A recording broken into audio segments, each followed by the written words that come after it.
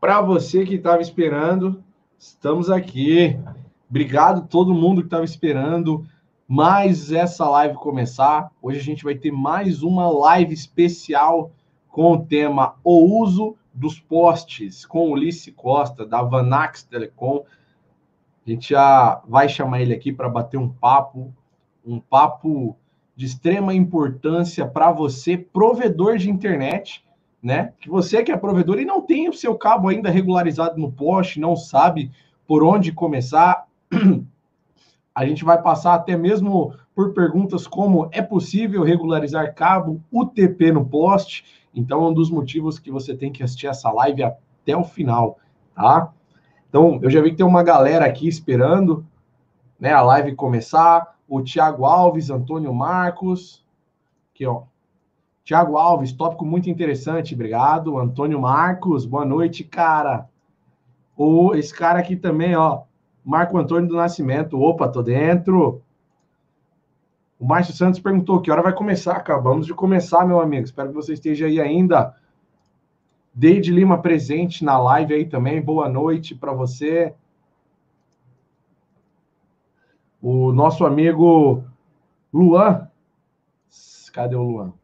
Luan CCJ também presente aí, ó. Boa noite, Luan. Tudo bem?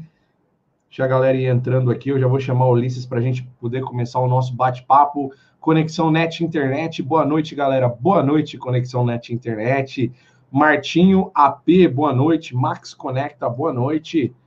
Júlio JK, boa noite, Júlio. Boa noite, cara. Galera, vamos lá.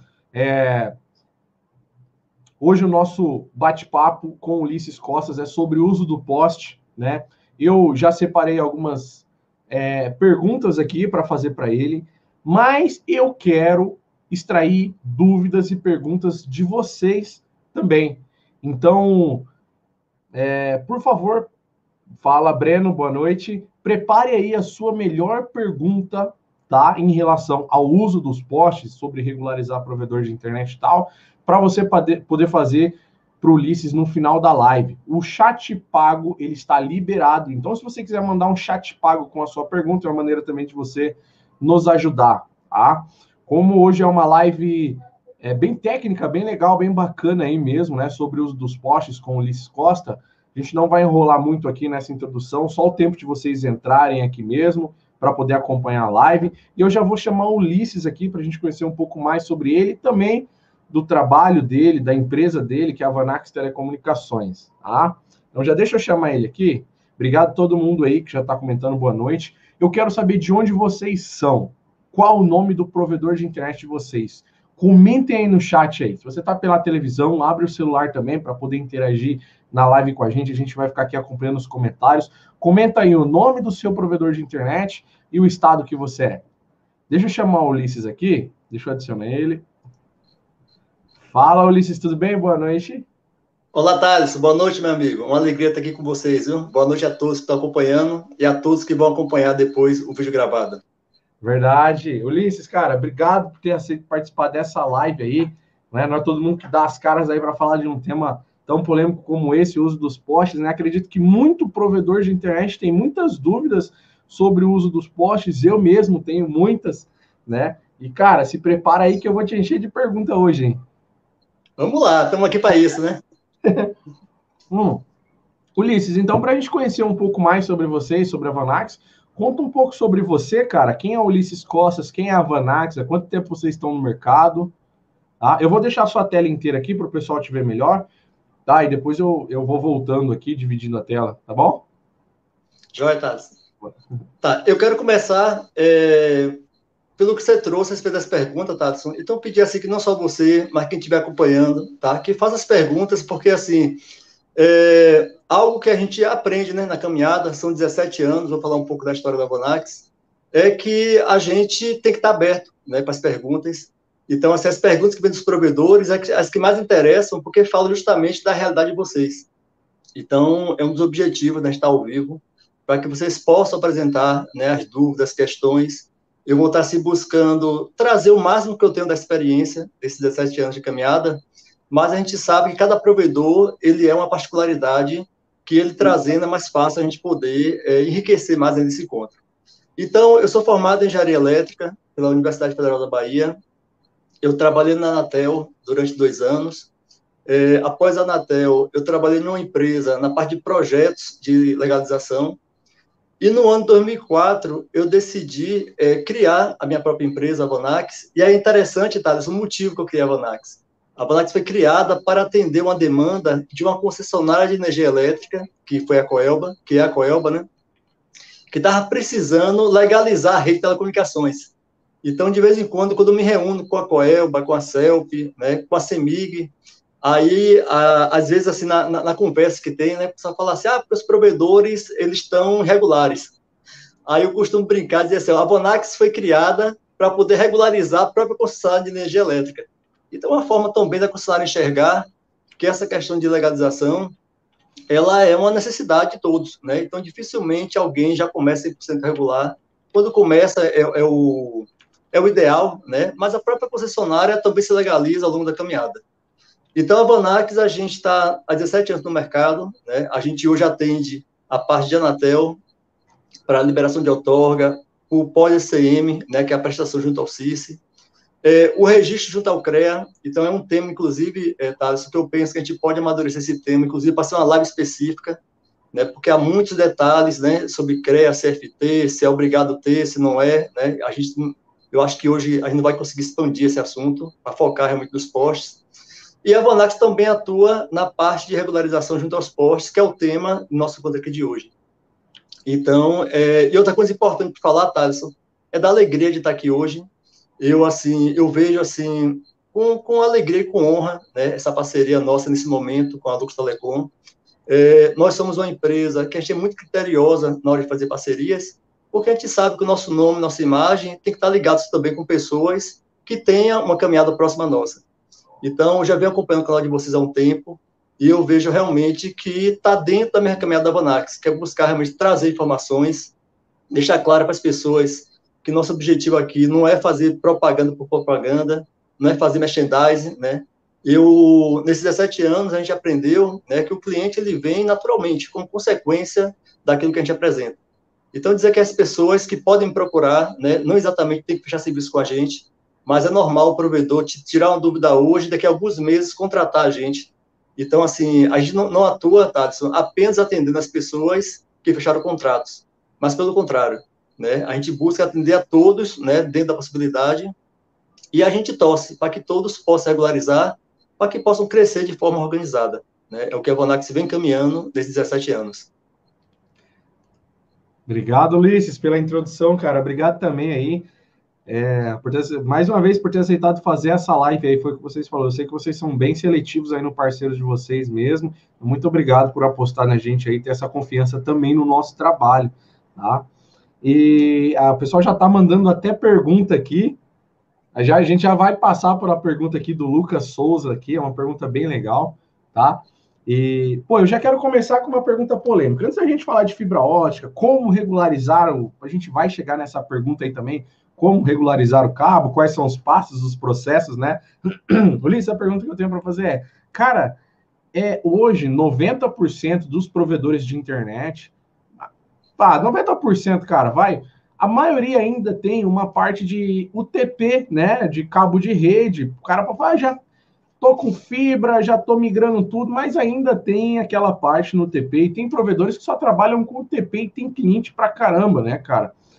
É possível regularizar cabo UTP junto à concessionária, no poste? Uma outra dúvida na fibra, a gente tem equipamentos passivos, né? Que não vai eletricidade nenhuma. Já numa rede PECPON, no caso, rede metro, são equipamentos ativos, né? Então, a gente tem energia ali no poste, porque a gente precisa alimentar os nossos equipamentos, né? E como é que funciona isso também junto à concessionária? É possível regularizar tudo isso? Podia explicar um pouco mais para a gente? Antes de você explicar, pessoal, eu criei um grupo. Vocês sabem que a maioria das nossas lives aqui, na live especial, a gente cria um grupo no WhatsApp para estar mais próximo de vocês. Então, eu criei um grupo com o tema o uso dos postes, onde o Ulisses e a equipe dele já está presente nesse grupo. Eu vou mandar o link aqui no chat para vocês entrem no grupo, e as perguntas que a gente não conseguir responder para vocês durante a live, vocês fiquem à vontade para fazer para a equipe da Vanax lá no grupo de WhatsApp, tá? Uma outra coisa também a gente colocou um link na descrição do vídeo. Se você quer conhecer um pouco mais sobre os serviços da Vanax, tem um link na descrição onde você pode se cadastrar e o pessoal da Vanax vai entrar em contato com você, tá bom? O link está na descrição do vídeo. E o grupo do WhatsApp eu vou enviar agora aqui no chat para vocês, tá? Vou enviar algumas vezes durante a live aí, quero que todos vocês acessem, tá bom? Então, é isso, cara. Vou começar com o TP. É possível regularizar cabo TP no poste, Ulisses? E como fica essa questão da energia também no poste para alimentar esses equipamentos? Certo, Thaleson. São duas perguntas em uma, né? Então, vamos lá. Sim. Sobre rede UTP, sem dúvidas que pode, tá? Então, assim, existem situações que o provedor, às vezes, fala assim, mas eu fui na concessionária e a concessionária disse que não vai aceitar o TP. Aí tem um pouquinho de cada assunto, tá? O que existe na realidade, tá? Existe um preconceito com o TP, tá? E eu costumo dizer isso para nossos clientes, que a culpa é do nosso próprio setor. Porque se a gente olhar assim, muitas instalações de UTP, elas são feitas de forma clandestina e ainda com uso irregular de energia. Então, assim, o pessoal vai no poste, né? Simplesmente tira lá um fio do poste e faz a ligação do switch direto da energia pública. Então, assim, com muita frequência, né, a gente vê, assim, inclusive no WhatsApp, nos grupos, né, um poste pega fogo, né, dá um curto-circuito, e quando a gente olha para o poste, está lá todos aqueles equipamentos da Coelba, das operadoras, da própria concessionária, estragados, né, para a energia, tem uma série de transtornos. Então, por ter, né, esse tipo de ocorrência com frequência, né, então as concessionárias, elas não gostam de rede UTP. Só que, assim, existe uma diferença entre não gostar e não poder. Porque a legislação, né, assim, a gente estuda de vários estados, então vários estados permitem rede metálica, né, e rede UTP é uma rede metálica, inclusive as concessionárias, as operadoras, né, as chamadas grandes teles, a Oi e outras mais, elas têm contrato UTP, ou contrato metálico, né, cabo coaxial, né, que o UTP também é cabo metálico.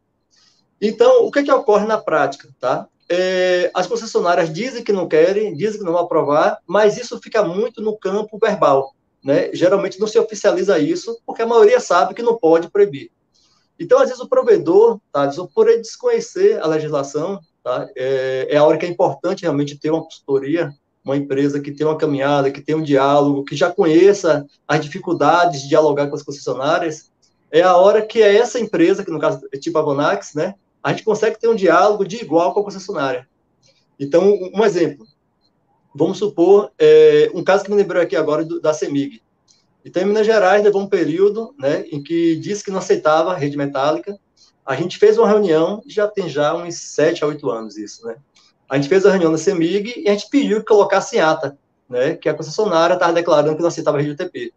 E eles não quiseram colocar em ata, e a partir daí começaram a aceitar a rede UTP. Então, rede UTP, tá, sem dúvida que pode, tá? Essa questão do não querer é realmente diante desse histórico. Sobre a questão da energia elétrica, isso depende muito de cada estado, mas, de uma forma geral, esse é um assunto que houve algumas mudanças ao longo do tempo. Então, levou um período em que as concessionárias permitiam algumas formas de ativar os equipamentos, né? Uma delas seria pegando de algum imóvel particular. Então, às vezes, o provedor, ele tinha lá um cliente junto do poste e ele puxava energia da casa do cliente para o poste. Então, para a concessionária, aquilo ali era tranquilo. A outra forma era fazendo um contrato 24/7, né, onde ele pedia um ponto de ativação da concessionária, a concessionária liberava aquele ponto e ele pagava o consumo de 24 horas por dia, 7 dias na semana, já um valor fixo mensal. E a terceira é colocando um relógio, um medidor. Hoje em dia, na maioria dos estados, né, tem se utilizado o switch justamente com a instalação de relógios medidores. Então, tá, eu respondo duas perguntas dessa maneira, né? A primeira que sim, a rede UTP aceita. Então, dizer aos provedores que algo que eu venho dizendo há algum tempo, fibra ótica é uma tendência natural quando o provedor cresce, né? Então, o provedor vai crescendo, ele quer reduzir os gastos de mão de obra, ele quer reduzir os problemas técnicos, né, que existem da rede UTP. Então, naturalmente, ele vai migrando para a rede óptica. Algo assim que eu sempre questionei era ele ser obrigado a mudar, né, porque a concessionária colocava em posição. Então, muitas vezes, né, eu ouvia assim, alguns provedores que eles sem condições financeiras de ter uma rede óptica, mas precisando regularizar, porque estava tendo fiscalização e corte, o provedor ele dava um passo muito maior do que ele podia dar. Ele comprava, né, a estrutura de rede óptica, só que no final das contas ele não conseguia arcar nem com o custo nem da rede óptica, nem o custo dos postes. E o provedor chegava a fechar as portas. E a outra era o provedor ficar com rede UTP e ficar clandestino, porque a concessionária dizia que não aceitava rede UTP. Então, essa decisão de mudar de UTP para óptica não pode ser uma imposição da concessionária. Tá? É algo que, assim, há alguns anos que a gente vem defendendo isso. Tem que ser algo em que a concessionária aceite rede UTP e o provedor, por si mesmo, é que ele vai mudar para a rede óptica por necessidade mesmo de crescimento. Então, sem dúvida nenhuma, Thaleson, tá? Esse é um assunto, assim, que é importante a gente iniciar, inclusive, com essa pergunta, que, para mim, assim, a gente tem que desconstruir uma série de fake news, né, que existe no nosso setor, né, porque um deles é esse da rede UTP, né, de provedor dizer que não aceita, que não pode, e aí quem é rede UTP se sente clandestino a vida inteira, e a gente precisa, na verdade, que o provedor ele saia da clandestinidade para que ele possa crescer. O provedor que fica ali sendo clandestino a vida inteira, entre os problemas que ele tem, é que ele não pode crescer. Porque quanto mais ele cresce, mais visível ele fica para ter uma fiscalização. Legal. Ulisses, eu tenho uma complementação aqui. E depois, cara, se eu me regularizei ali utilizando a rede UTP, né? E depois eu migrei para fibra ótica, eu consigo usar esse mesmo processo que eu utilizei para o UTP ou eu tenho que abrir um novo processo agora para regularizar meus cabos de fibra?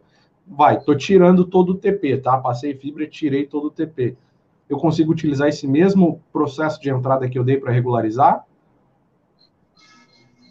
Tá, aí depende muito, tá, da concessionária. Por via de legislação de regra, tá, ele tem que apresentar um novo projeto, porque o projeto é um cálculo de esforço, né, é onde o provedor ele mostra quais são os equipamentos que está utilizando, qual é o esforço que vai fazer no poste, né, para que a concessionária possa confirmar que aquele esforço está dentro dentro da carga que o poste suporta.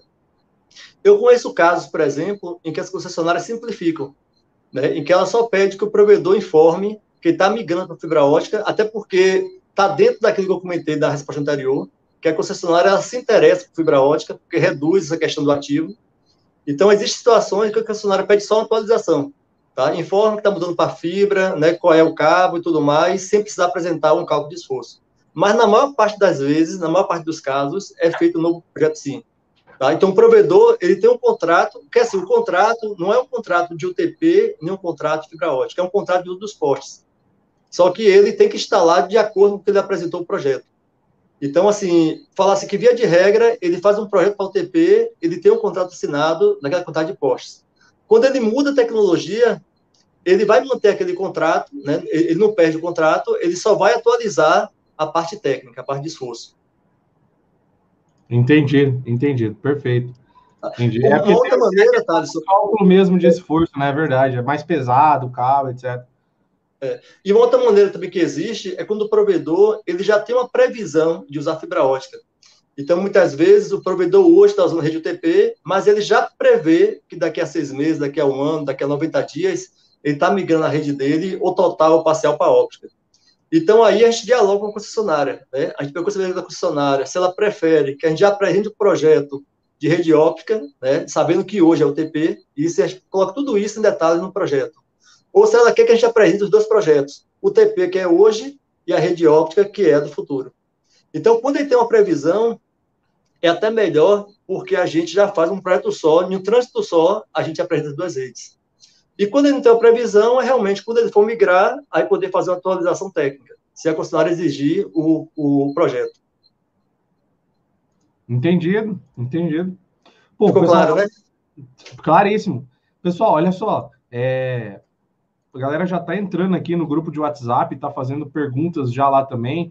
Lembrando, galera, eu criei um grupo de WhatsApp, né? Se a gente não conseguir ler todas as perguntas aqui no chat de vocês, eu criei um grupo de WhatsApp com a equipe da Vanax, que lá você pode fazer a sua pergunta lá e depois o pessoal da Vanax vai responder a sua pergunta. E também tem um link na descrição do vídeo, tá? Tem um link aqui na descrição para você se inscrever, fazer seu cadastro aí junto com o pessoal da Vanax, para eles apresentar os serviços deles para vocês, se você quer regularizar o seu cabo no poste, tá? O link está na descrição do vídeo, tá? Então, também joguei o link do grupo de WhatsApp aí no chat para vocês, tá? Ulisses, um outro ponto, cara. A gente vai passar aqui, galera, por preço de poste, por bastante coisa, tá? Calma aí, a gente tem bastante pergunta aqui para fazer. Tá? Agora, a respeito da fibra ótica, né? Quais são os principais pontos que o provedor precisa ter junto com a concessionária? Tá. Fibra ótica, Thaleson. Precisa se atentar, né? Desculpa. Sim. Eu vou aproveitar e complementar também a UTP. Independente da tecnologia, um ponto fundamental é a identificação dos cabos, tá? Então, assim, muitas vezes o provedor, ele se regulariza, mas não identifica os cabos, tá? Então, assim, embora a legislação, ela fale que a concessionária, ela tem que notificar as empresas que têm contrato para saber se algum daqueles cabos é dela, mas, assim, no dia a dia, muitas vezes a concessionária chega no poste, vê o cabo sem identificação e corta. Então, a identificação, né, é dentro de um padrão, existe um padrão, o tipo de placa, as cores que têm que ser utilizados, né, o diâmetro do o diâmetro não, a dimensão da identificação. Fibra ótica é interessante o seguinte, geralmente, como você falou, né, rede UTP a gente fala em ativos, fibra ótica a gente fala de equipamentos passivos. E equipamentos passivos, muitas vezes o provedor, ele faz a instalação da rede óptica e não se atenta ao aterramento. O aterramento é um item que tem que ter na rede óptica. Eu vou falar sobre isso. Se surgir uma pergunta, elas vão antecipar, tá? É uma das situações em que a concessionária ela pode remover os equipamentos, que é quando existem instalações que causem risco de segurança. Então, no caso de rede óptica, equipamentos que é caixa hermética e reserva técnica sem aterramento. Por que sem aterramento? Porque pode existir uma fuga de energia na rede e aí precisa que aquele equipamento, se ele receber aquele fuga de energia, ele escoe para a terra, tem um aterramento. Então, o aterramento é um item importante, tá? Ou então o uso de cabos dielétricos, né, cabos de substituição. Reserva técnica e caixa de emendas não podem ficar fixadas nos postes, eles têm que ficar fixadas no vão. Então, também é um outro item de remoção de equipamentos, porque a concessionária alega que quando a pessoa vai botar uma escada para fazer um serviço, se tiver uma reserva técnica ou uma caixa de emenda no poste, aquilo ali pode causar um acidente de trabalho. Isso já está para o Brasil todo? Essa questão de caixa de emenda, atendimento e para cordoalha? Essa questão, Thaleson, ela é por concessionária, tá? Então, assim, eu gosto de falar isso porque nas principais que a gente acompanha, em São Paulo, Minas, Bahia, Pernambuco, tá? Assim, as principais, elas já deixam claro que isso tem que estar no vão. Assim, a gente falar se é 100% todas, aí vai depender de cada estado, de cada concessionária. Mas isso, assim, por regra geral, por via geral, tá? É a maneira como as concessionárias têm exigido, justamente por questão de segurança. Porque, assim, qual é a lógica disso? Quanto mais vazio tiver o poste em si, tá? Melhor para a concessionária, em termos até de permitir mais pessoas, mais operadoras usando o poste. E quanto mais equipamentos tiver no poste, mais dificulta o uso do poste. Então, por via de regra, as concessionárias elas tendem a exigir que reserva técnica, caixa de emenda, fiquem no vão. Entendido.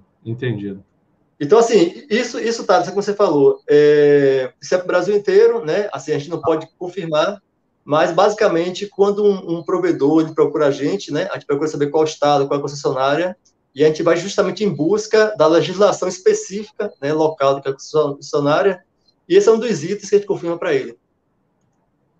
Entendido. Esclarecidíssimo.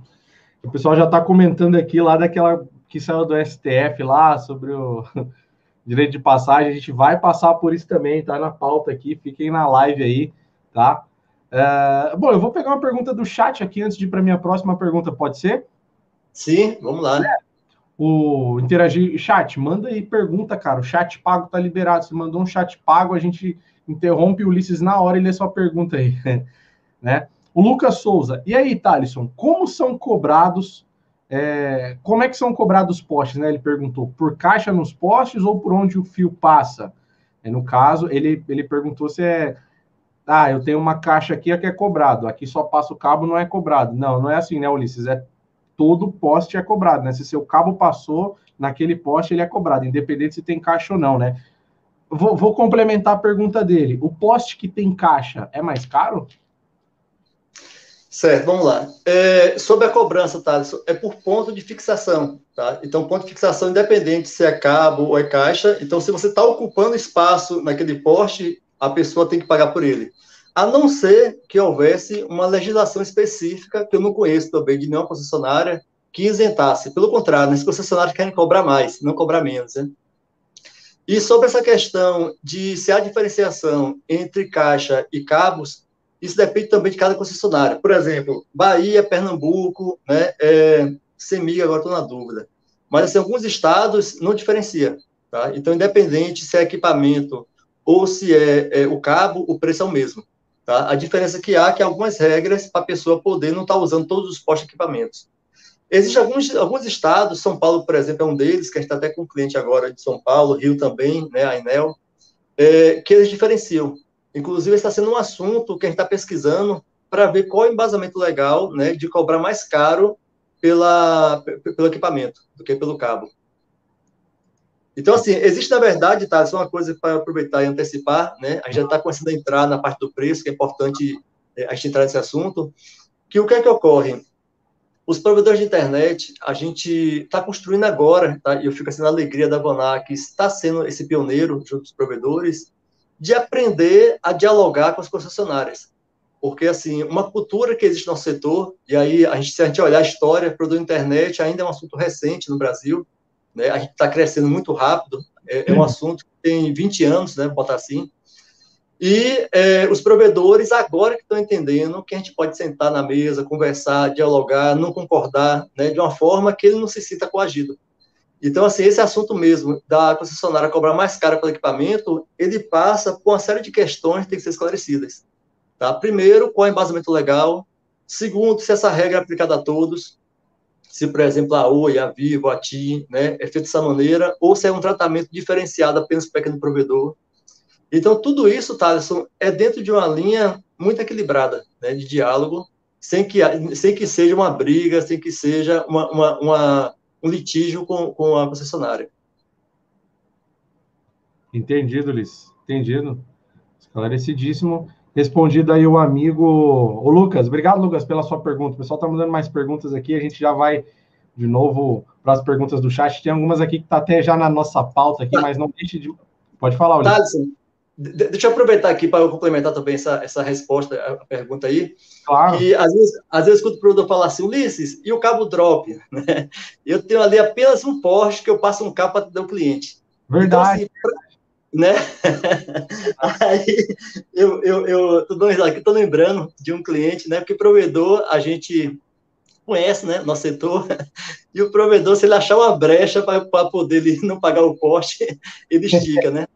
Aí, um provedor, amigo meu, inclusive, né? Que ele falou assim, Ulisses, se drop não puder, minha rede vai ser toda no cabo drop. Ele já estava pensando além, né? Pô, eu vou falar, se você for montar... Bom, hoje a gente tem redes desbalanceadas que você consegue montar com um drop, né, cara? Só vai ter mas a caixa, aí, ainda vai ter a caixa. mas aí, tá, então dizer assim, que independente se é cabo drop, né, se é cabo com muitas fibras, o ponto de fixação, né, foi o que eu falei agora anteriormente, né? Então, se você está usando o poste ocupando espaço, então a concessionária vai estar cobrando por aquele ponto ali. Entendido, entendido. Então, respondido o amigo aí também. Né, deixa eu passar pelas minhas perguntinhas aqui, pessoal. Já volto para a pergunta do chat. Outra coisa importante, eu vi que tem uma galera saindo e entrando aí, né? A galera que chegou agora aqui na live é o seguinte: a gente criou um grupo de WhatsApp, as perguntas que a gente não conseguiu responder aqui durante a live, o pessoal da Vanax vai responder nesse grupo de WhatsApp. Eu joguei o link aí na descrição do vídeo para vocês, entrem nesse grupo, tá? E tem um link na descrição do vídeo, se você quer regularizar o seu cabo junto à concessionária em qualquer lugar do Brasil, o link está na descrição para você se cadastrar lá e o pessoal da Vanax também vai entrar em contato com vocês. Tá? Bom, eu vou passar pelas minhas perguntinhas todas aqui para a gente seguir na pauta, né? Acho que há muitas dúvidas aqui dos provedores também, né? Em relação à fiscalização... essa pergunta aqui é muito importante, o amigo tinha até feito ali. Essa pergunta, eu vou fazer várias perguntas nessa pergunta, né? Em relação à fiscalização, se hoje eu sou um provedor e atendo algum órgão público, como um posto de saúde, um hospital, uma delegacia, algo do tipo assim, algo de sistema emergencial, né? A concessionária pode ir cortar o meu cabo e retirar os meus equipamentos, mesmo ele estando irregular, ou até mesmo eu esteja pagando ali regularmente, né? Porém não está no padrão ainda, no caso, por exemplo, da caixa não está no vão, da caixa está no poste ainda, mas ali eu estou pagando, estou arrumando a rede, a concessionária pode ir lá e cortar o meu cabo, retirar minhas caixas, se eu atendo algum órgão público ou emergencial, como um posto de saúde ou um hospital?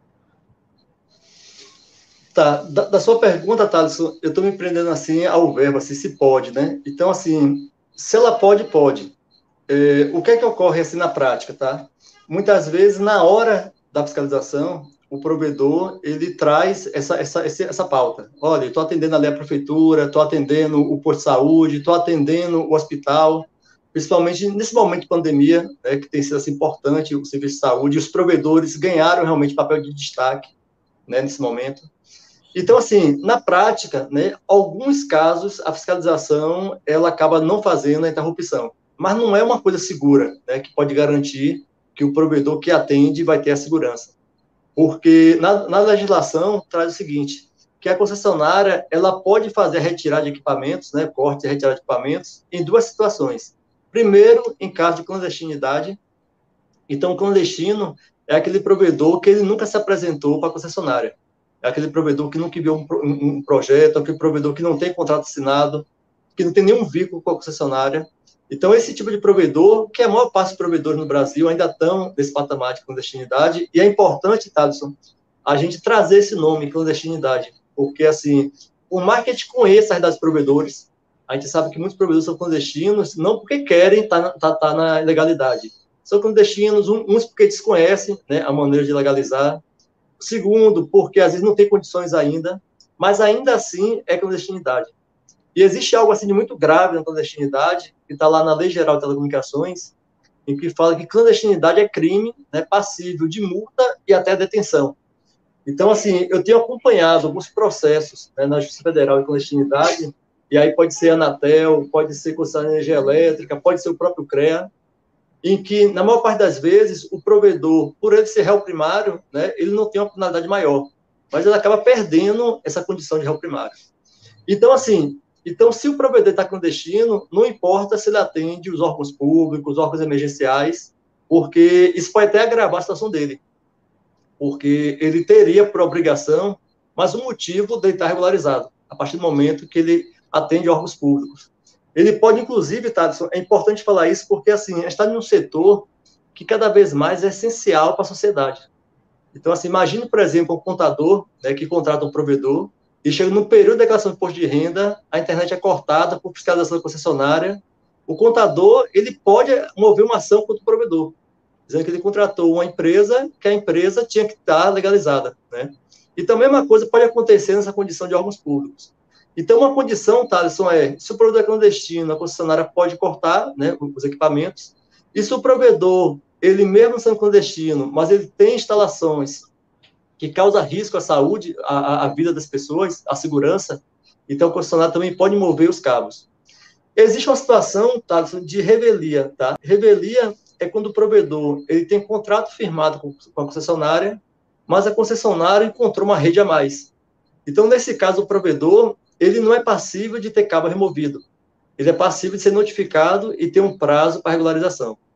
Então, assim, essa condição da empresa atender órgãos públicos, a gente tem que tomar muito cuidado, porque eu já vi, assim, centenas de casos, não foi nem dezenas, centenas de casos. A gente, assim, nesse período de 17 anos, eu acho que a gente já atendeu mais de 2.000 provedores no Brasil inteiro. Né? Um tempo atrás, a gente contou, estava perto de 2.000. Já se passaram aí uns 4 anos dessa contagem nossa. E eu já vi, assim, centenas de casos de provedores que eles dão internet gratuita, né, para órgãos públicos, acreditando que isso vai permitir que ele use os postes de graça. Então, tudo isso a gente tem que ter cuidado, porque a competitividade está aumentando cada vez mais. quem denuncia o provedor, às vezes, é o próprio concorrente. Então, muitas vezes, quem está regularizando tem o objetivo de querer denunciar o concorrente para que não fique, assim, tendo uma conta alta, competindo com alguém que não está tendo despesa. Então, a partir do momento que aumenta a fiscalização, vai aumentar esse rigor e não adianta realmente só atender alguns públicos achando que isso é um passe de guarnição, que não vai ser, entendeu? Entendido, entendido. Resumindo, não adianta, galera, vai cortar, né? Assim, na prática, assim, na prática, às vezes funciona, às vezes não funciona, depende muito da acessibilidade fiscal, mas não é seguro, tá? Concordo, concordo. Bom, tem um amigo aqui que mandou um chat pago, né? Como eu falei, o chat pago a gente vai priorizar aí. O Ulisses falou, deixou bem claro que a gente pode fazer qualquer pergunta para ele aí, cara. E como eu falei, o chat pago a gente vai priorizar. Se você quiser mandar um chat pago aí, é dezão chat pago. Dezão, cara. É uma cerveja que você não vai tomar e vai mandar um chat pago, vai ajudar aí o nosso trabalho, né? O Leonardo Bueno mandou aqui. Quais são as regras para a passagem de cabos aéreos e subterrâneos para atravessar rodovias? Ou é padrão ali? Você entendeu? Acho que a pergunta aparece na tela, né? Quais são as regras para passagem de cabos aéreos e subterrâneos para atravessar rodovias? Aéreo ou subterrâneo para atravessar uma rodovia? Tem alguma regra especial? Aí depende muito, tá, de ver assim, as duas situações, né? Se essa rodovia ela é privatizada, né? Se tem uma concessionária que está regendo o uso, né, da área. Então, assim, os casos em que há uma concessão, né, de uma exploração privatizada, muitas vezes essa concessionária que explora a rodovia com pedágios, ela já tem uma legislação própria. E que, por via de regra, as que eu conheço são até mais simples e mais ágeis do que a concessionária de energia elétrica. Tá? O que costuma ocorrer é que, às vezes, o preço é que precisa ser negociado. Tá? Alguns casos que eu conheço aqui próximo a gente, o preço é bem superior a concessionária de energia elétrica. E subterrâneo é a mesma coisa também, tá? Aí tem que fazer realmente a passagem dos cabos, né? Tem que construir, inclusive, assim, tem essa parte. O subterrâneo, ele costuma ser um pouco mais complexo, porque entra a parte de obras, de construção civil. E, assim, e quando a rodovia não é privatizada, aí a gente vai direto ao órgão federal, né? Geralmente é o DENIT. Quando não é ele, direciona quem vai ser. Então, isso, tipo assim, tá? Qual é o primeiro passo, né? É quando o cliente traz para a gente qual a rodovia que ele está querendo, tá? Usar os cabos. E aí, no caso da Vanax, a gente vai em busca das informações precisas para aquele trecho específico dele. Então, assim, a regra depende muito disso aí. Entendido, entendido. Tá? E aí, falar assim, tá, você me perdoe, que essa pergunta quem fez, tá? Quem foi a pessoa, tá? Você falou? Foi o Leonardo Bueno. Tá, então, Leonardo, você querendo assim, pode entrar no grupo do WhatsApp, tá? Se quiser, pode mandar no privado. Eu não estou no grupo ainda, mas eu vou pedir que o pessoal me adicione mais tarde. E aí você pode me procurar no privado, que a gente vai em busca de informações para você, então. E tudo isso, assim, aí depois que você tem as informações, você decide se você quer legalizar, se não quer. Mas para a gente, tá, isso só a condição da gente oferecer a informação precisa para o provedor já é um tanto de um trabalho que a gente tem a obrigação de fazer pela nossa experiência, então. Não, perfeito. Bom, como ele falou aí, né? Pessoal, eu joguei 2 links no chat aí para vocês, tá?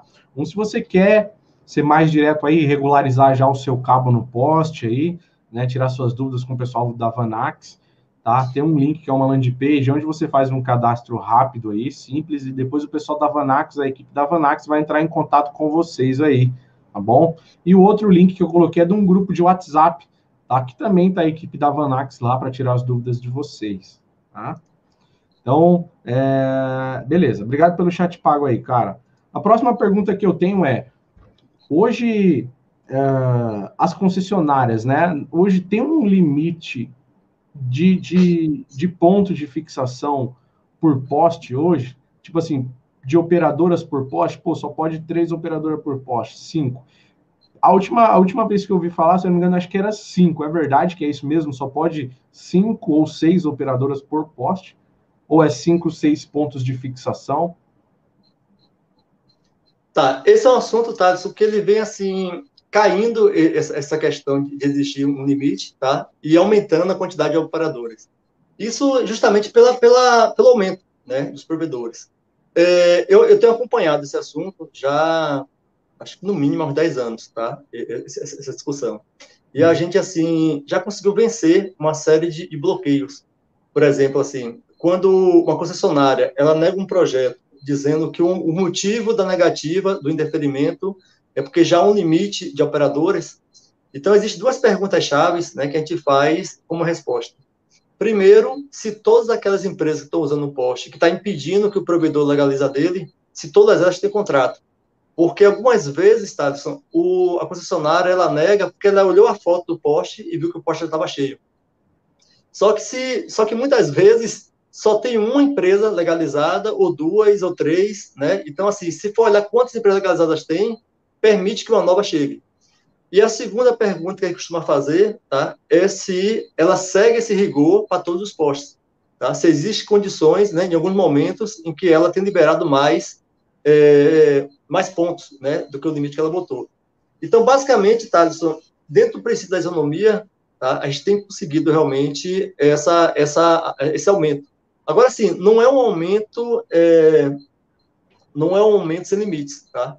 Então, assim, é por isso que é importante o provedor, ele cada vez mais se preocupar em legalizar, porque vai chegar realmente no momento que a concessionária vai dizer assim, ó, era 5 e a gente colocou 10 operadores, né, 10 empresas. Chegou, parou aí, a gente dobrou. Tá? A gente não pode mais informar que a concessionária está impedindo a competitividade, está impedindo a competição. Tá? Então, vai chegar em um momento, né, em algumas cidades grandes, né, as avenidas principais, possivelmente já chegaram nesse limite. Então, hoje eu digo assim, que o provedor que ele tem visão, tá, é aquele provedor que ele faz investimento no futuro. Ele enxerga que você tem um ponto, um contrato, garantindo que aquele poste, aquela passagem ali vai ser dele, é ele garantir que no futuro ele vai ter a empresa dele ainda funcionando. Até porque, como eu falei, a tendência é quem tem um contrato com a concessionária denunciar os concorrentes. Então, assim, isso cada vez mais está se estreitando. Então, essa questão do limite, Thaleson, ela hoje existe, né? Tem sido, assim, realmente avançada em todos os casos que eu conheço. Mas, assim, é dentro do limite, entre 5, chegar a 8, a 9, a 10, tá? É mais ou menos aí. Entendi. Bom, aqui em São Paulo, aqui, cara, tem um lugar que tem, sei lá, 100 pontos de fixação no mesmo poste. Bom, e é o que a gente tem visto, o que você falou, né? As concessionárias realmente estão agindo, né, cara? Eu vou até depois colocar um trecho de um vídeo aqui, que eu falei que ia passar aqui para a galera ver, que não é mentira, né? Que as concessionárias hoje, no Brasil inteiro, estão tomando medidas duras aí, né? Em relação à bagunça mesmo que tá os cabos no poste, né? Que muita gente só passa, não equipa, deixa de qualquer jeito, e elas estão agindo com pulso firme, cortando mesmo, né? Então, é a importância de você regularizar o seu cabo no poste aí, né? Bom, essa semana, né? Na verdade, na semana passada, né? O STF, essa pergunta aqui agora, né? O STF garantiu a gratuidade de direito de passagem para as operadoras de telecomunicações. O que significa isso, cara? Essa decisão do STF. Ó, eu vou até refazer essa pergunta, que eu vou fazer até um corte dela aqui para postar só isso. Ulisses Costa, da Vanax Telecom. Na semana passada, o STF garantiu a gratuidade do direito de passagem para as operadoras de telecomunicações. O que significa isso? Então, agora o provedor pode passar o cabo à vontade aí no Brasil todo, tá de graça? Inclusive, eu conheci hoje, né, uma história de um provedor que ele disse que ele ia passar agora 100 km de fibra ótica, né, em todos os postos que ele pudesse. Nossa. Então, assim, né, esse é um assunto, Thales, que, assim, diretamente, ela não tem envolvimento com o assunto de compartilhamento de postes. Mas indiretamente, sim, tá? Diretamente não tem, porque é o seguinte, é direito de passagem. Então, se aplicaria quando o provedor, se ele quiser fazer uma escavação subterrânea para passar uma fibra ótica, ou então, se ele quiser implementar os postes. Então, assim, o direito de passagem está relacionado ao uso do solo. Então, esse já é um discurso antigo, desde que começou os provedores de internet, né, já assim, há mais de 15 anos que eu venho acompanhando já essa discussão, e eu fico bem feliz porque esse já é um avanço, né? Então, o provedor, ele quer usar o solo, né, ele não tem que pagar pelo uso do solo. Só que o que é que interessa da situação? Eu li a súmula, né, eu li a decisão, e assim, o que me interessou foi a justificativa. É o STF, de uma forma assim, bem incisiva, bem embasada, falar da importância da internet, a importância das telecomunicações no Brasil. principalmente no momento de pandemia. Esse destaque para o momento da pandemia, eu senti isso com muita força para os provedores. Isso, inclusive, Thaleson, a gente está construindo dentro desse argumento do STF, fortalecendo a nossa negociação de preços, tá? A gente tem feito as negociações, né, pedindo arbitragem judicial para que o juiz, não é uma briga com a concessionária, né, eu quero reforçar isso, mas essa justificativa de que hoje a internet é importante para o desenvolvimento, que permitiu que o STF reconhecesse o direito de passagem gratuito, ela é importantíssima também para nós provedores de internet, os pequenos e médios provedores. Então, assim, fica mais uma vez claro que o uso do poste, a gente está usando o poste de uma concessionária. Então, a concessionária de energia elétrica, ela não vai pagar o uso do solo, tá? Mas o poste é dela. Então, se a gente está usando o que é do outro, né, que é o poste, a gente vai estar pagando realmente pelo aluguel dos postes. Entendido. Então, isso que garantiu, só para deixar claro, então, se eu quiser, se eu tiver a bala para isso, eu mesmo colocar os meus postes, eu posso. Claro, eu tenho que, não é só ir colocar, né? Aí vai ter que fazer todo aquele projeto também, acredito que com a prefeitura, etc, etc, etc, que no final, claro, pelo menos no subterrâneo, acredito que seja um baita avanço, mas na questão de implementar poste mesmo, pelo menos em São Paulo aqui, acho que vai compensar mais o cara pagar mesmo o poste, né? Sim. E aí você falar isso, Thales, que para implantar o poste, existe também uma outra burocracia, um outro processo, né? Evitar que acabe a live aqui e o provedor coloque o poste já na rua, né? Porque está gratuito. Então, assim, por via de regra, são casos específicos que eu recomendo a pessoa implementar a sua própria rede.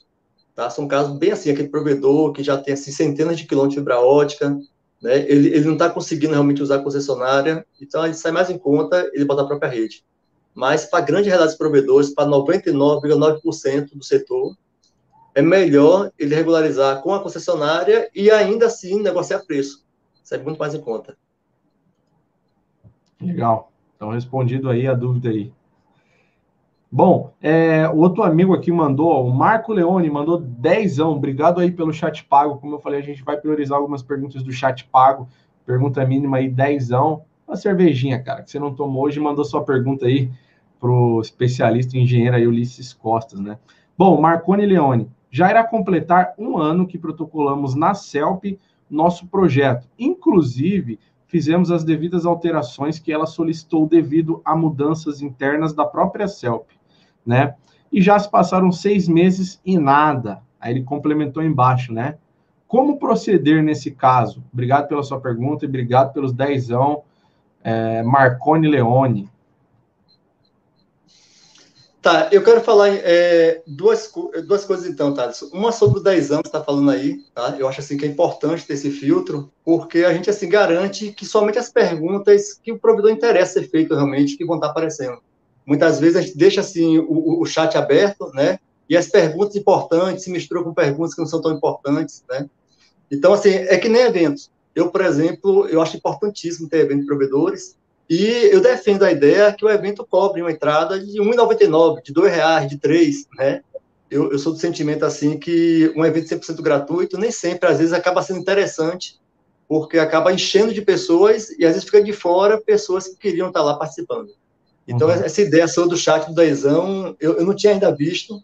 Eu acho que isso só reforça, assim, o direcionamento da live aqui. E sobre essa questão que ele traz, é o Marco, não é isso? A pessoa? Marco Leone. Aqui, ó. Tá, Marco, é o seguinte, Marconi, eu vou falar de maneira eu vou falar de uma maneira genérica, tá? Mas eu também, assim, eu quero poder acompanhar de perto o seu caso aí, tá? Você, assim, entrando no chat, né, encontra o meu número, manda para mim o processo para a gente olhar. Mas, assim, o que é que tem, e CELP, eu vou falar bem específico, e CELP eu conheço bem a legislação da CELP, a gente tem uma caminhada já com o grupo da energia, que, assim, a partir do momento que você protocola o projeto, a concessionária, ela tem 90 dias para poder dar um indeferimento, tá? Então, se passou 90 dias, ela não deu indeferimento, ela já perdeu o direito de indeferir o projeto. Passaram 90 dias, ela tem mais 60 para poder emitir o contrato.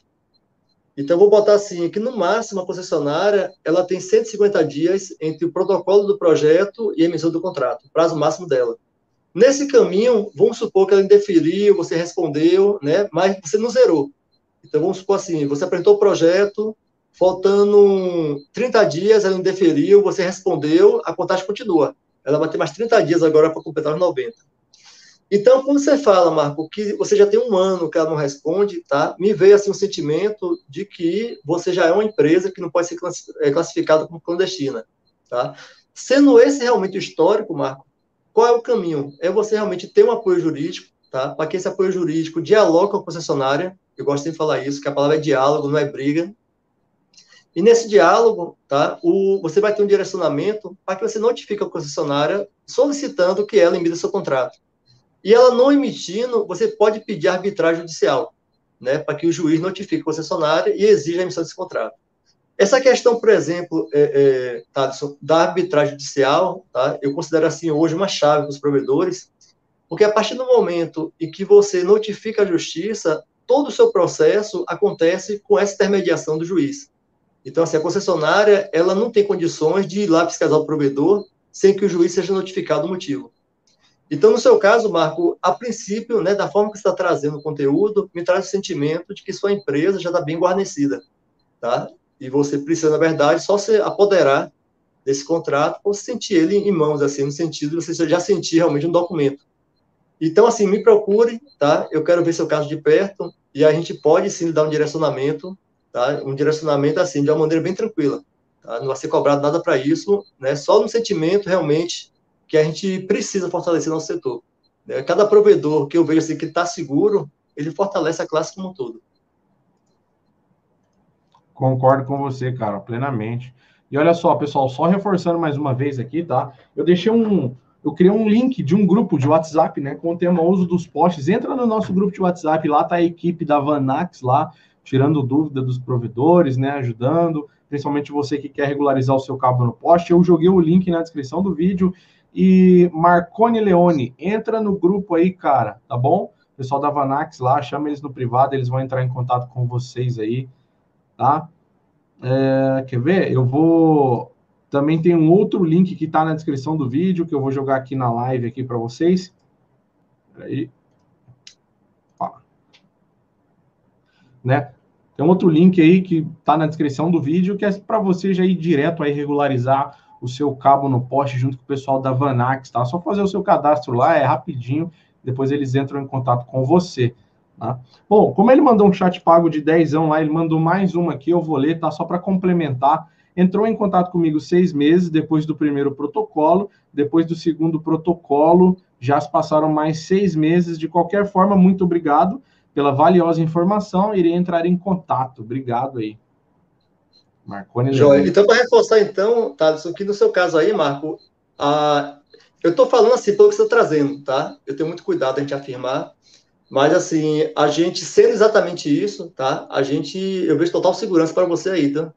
A gente há um trabalho aí que, no caso da Vanax, a gente se coloca à disposição para poder fazer, que é justamente ser essa voz intermediária. É como eu falei assim, Thaleson, a grande dificuldade dos provedores é, às vezes, o diretor do provedor conseguir dialogar com a concessionária, porque a concessionária, em via de regra, né, não vou generalizar, mas em via de regra, ela, sabendo que o dono do provedor não conhece a legislação, muitas vezes ela põe uma pressão e o provedor, ele com medo, né, diante do investimento, a importância do provedor para a vida dele, ele acaba, às vezes, achando que ele está errado. E quando ele põe, né, um intermediário, que no caso é uma consultoria, né, sou eu, a nossa equipe, para dialogar com a concessionária, a gente tem uma propriedade maior de poder falar desse assunto de uma forma segura. Então, assim, é comum na Vanax a gente atender esses casos, né? Provedor que ele já está no direito de ter o contrato, então a gente já vai dialogar com a concessionária exigindo o contrato. Não mais ficar ali numa situação parecendo que é um refém da situação, entendeu? Entendido. Deixa eu voltar aqui a câmera para mim. Perfeito. Então, Marconi Leone, obrigado, cara, pela sua pergunta. Tá? Ulisses, tem mais umas perguntas aqui. Eu quero passar um vídeo rápido aqui. Mas antes de passar esse vídeo rápido, né, para o pessoal, só uns trechinhos dele, vamos nesse assunto aqui um pouco do valor, né? O valor de R$ 3,19 apresentado pela ANEEL e Anatel é o valor que deveria ser cobrado, perdão, é o valor que deveria ser ofertado pelas concessionárias? Thaleson, eu considero esse valor caríssimo ainda, viu? Interessante que tem... eu considero caríssimo ainda esse valor. Porque, assim, 3,19, ele é um preço... primeiro que ele é um preço de referência. Uhum. Então, assim, eu tenho acompanhado alguns outros profissionais, né, e com respeito a todos, a cada um também no seu dia a dia, na sua luta, que às vezes entra com ação na justiça pleiteando o 3,19, usando a lei, né, usando a resolução conjunta da ANEEL, Anatel e ANP, que trata sobre 3,19.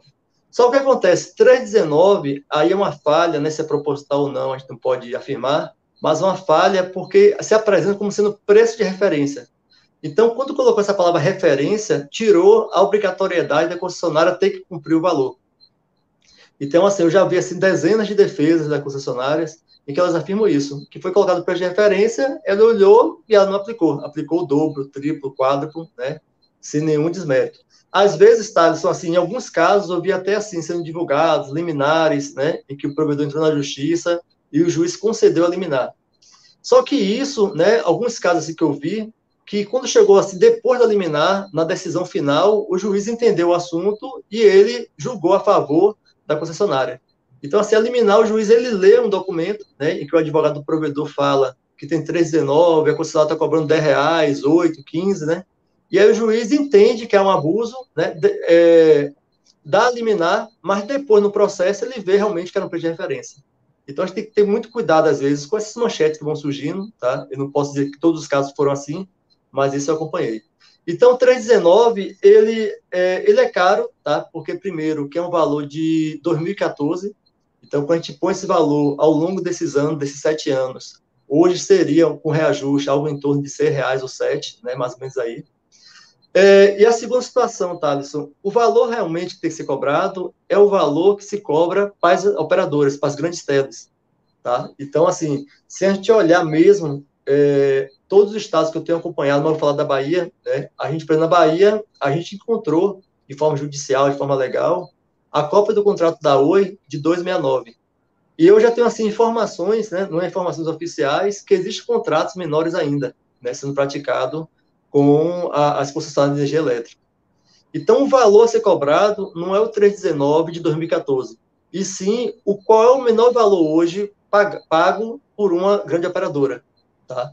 E por que isso, Thaleson? Porque, assim, o valor do poste, ele não pode ser, assim, feito da mesma forma que a gente compra fibra ótica, ou contrata link, que quanto maior a demanda, menor o custo unitário. Tá? O valor do poste é pela manutenção do poste. Então, se eu tenho um poste, né, em uma cidade, São Paulo, por exemplo, e naquele poste ali existe alguém pagando R$1,50, significa que o valor de manutenção daquele ponto de fixação é esse valor de R$1,50. Qualquer empresa que esteja usando o mesmo poste tem que pagar o mesmo valor. Então, esse é um conceito, tá, que a gente, quando faz, né, a nossa peça jurídica, né, com a equipe, com os nossos advogados, a nossa estrutura que a gente tem aqui, a gente já tem assim, uma linha bem construída quanto a isso. Tá? Então, assim, eu gosto de falar isso porque, às vezes, o provedor, ele fica na expectativa de 319 sem saber que o valor que ele merece realmente, que ele tem o direito de pagar, é bem inferior a esse ainda. Entendido, Ulisses. Nem vou cortar para mim, como é que o provedor pode fazer isso para entrar com esse processo, para reduzir esses valores? O primeiro passo dele, Thaleson, é assim, tem um passo a passo, tá? Então, assim, como é que ele negocia? Existem situações, às vezes, tá? Que a gente escuta o provedor falar assim, eu não dei entrada no projeto porque a concessionária está cobrando R$9 no poste, R$10 unitário, tá? E isso, tá? Isso é muito perigoso, tá? Porque, assim, a clandestinidade, o que eu falei mais cedo, ela é crime. Então, assim, juiz nenhum, ele vai aceitar isso como justificativa. Porque a primeira pergunta, geralmente, que o juiz faz, tá? É o seguinte, tá? Então, comprove que a concessionária lhe cobrou esse valor se você nunca foi até ela. Mas é o valor que cobrou para o provedor, é o valor que ela falou em uma reunião, em uma palestra, mas tem que ter um documento do próprio provedor. Então, Thaleson, o primeiro passo do provedor é realmente se apresentar para a concessionária, tá? É realmente ele sair da clandestinidade. Então, vamos falar assim, duas situações. O provedor que hoje está clandestino e o provedor que hoje tem um contrato assinado com a concessionária. Então, quem ainda está clandestino, ele vai ter que apresentar o projeto, né? Cuidar de toda a parte técnica, aguardar a concessionária sinalizar o valor que ela vai cobrar ele, né, seja através de cópia do contrato, ou ela envia uma declaração para que ele aceite o preço, E é nesse momento que a gente põe a trava, tá? É nesse momento que a gente fala que o provedor, ele não concorda com o preço e ele quer abrir uma negociação.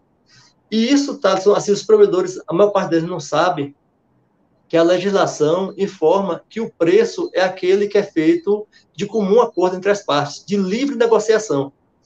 Então, quando o provedor, quando a concessionária, ela cobra 10, 12 reais e o provedor assina um contrato, está se entendendo de que ele concordou com o preço. Está se entendendo que ele disse que aquele 10, 12 reais é um valor que ele paga facilmente. Então, o primeiro passo, tá, é esse, é a gente esperar que a concessionária apresente o valor oficial, né, para a gente dizer que não. Ó, está aqui o projeto tecnicamente foi aprovado, mas esse valor a gente vai abrir negociação e a gente vai pedir a intermediação de um juiz, né, mediação. E nesse momento, Thaleson, já há alguns caminhos, tá? A gente tem, assim, cópias de contratos, né, em alguns estados, né, praticamente vários estados. Então, de acordo com o estado, a gente já informa o provedor qual é a referência que a gente tem para aquele estado. Então, um exemplo assim, o provedor na Bahia, tá? Então, a gente informa para ele que a gente tem a cópia do contrato da Oi, que cobra 269. Então, é nesse momento que a gente vai estar pleiteando esse 269. Então, o provedor, Thaleson, ele não vai estar pagando nada para a concessionária enquanto tiver negociação. A segunda situação, quando o provedor hoje já paga para a concessionária. Então, a gente vai buscar, né, um contrato mais barato do que o dele, tá? Geralmente é realmente com as grandes operadoras, né? A Vivo, a Oi, a Embratel, a Telebrás, né? E a gente, em mãos dessa cópia do contrato, a gente vai abrir o pedido de negociação. Nesse pedido de negociação, a gente pede para o juiz que seja suspensa a cobrança atual, tá? Aí é uma situação seguinte, que nem sempre o juiz, ele dá essa suspensão. Tem juízes que entendem, né, que realmente está havendo ali um prejuízo na concorrência, e ele pede que seja suspenso, até feito todo um cálculo, e tem juiz que informa que a empresa já vem pagando hoje, né, então ela continue pagando enquanto o processo é julgado. Mas o processo é esse, né? A gente ter a cópia do contrato em mãos e pedir que o juiz avalie a situação. Ficou claro, Thaleson? Claríssimo, claríssimo. Tá. Uma coisa importante, Thaleson, assim, dessa questão, uma coisa importante para comentar. A Vanax chegou nesse modelo e, assim, até onde eu saiba, né? O setor é grande, tem vários profissionais fazendo, mas assim, até onde eu saiba, Thaleson, a gente é a única empresa, né? Nós somos a única equipe, assim, que tem um corpo jurídico e que tem seguido esse direcionamento. Tá? Eu ainda não conheço ninguém que tenha feito o mesmo caminho que está fazendo aqui. E esse caminho, Thaleson, ele foi construído ao longo da nossa caminhada. Tá? Então, 17 anos no setor, a gente já testou um pouco de tudo. Tá? A gente já se envolveu assim, em algumas associações na Bahia, em Pernambuco, em Minas Gerais, em São Paulo. Tá? A gente já, assim, já teve reuniões com o governo do Estado, mostrando que o provedor de internet é importante para a sociedade, atende órgãos públicos, a gente tentou sensibilizar. E chegou no momento em que o juiz, né, o Ministério Público, a OAB, questionou, tá, né, quantos aqui tem protocolo com a concessionária? Então, por exemplo, teve uma reunião que a gente fez com o Ministério Público, que tinha 18 provedores. Dos 18, só um tinha protocolo com a concessionária. Então, isso tudo é que prejudica o nosso setor.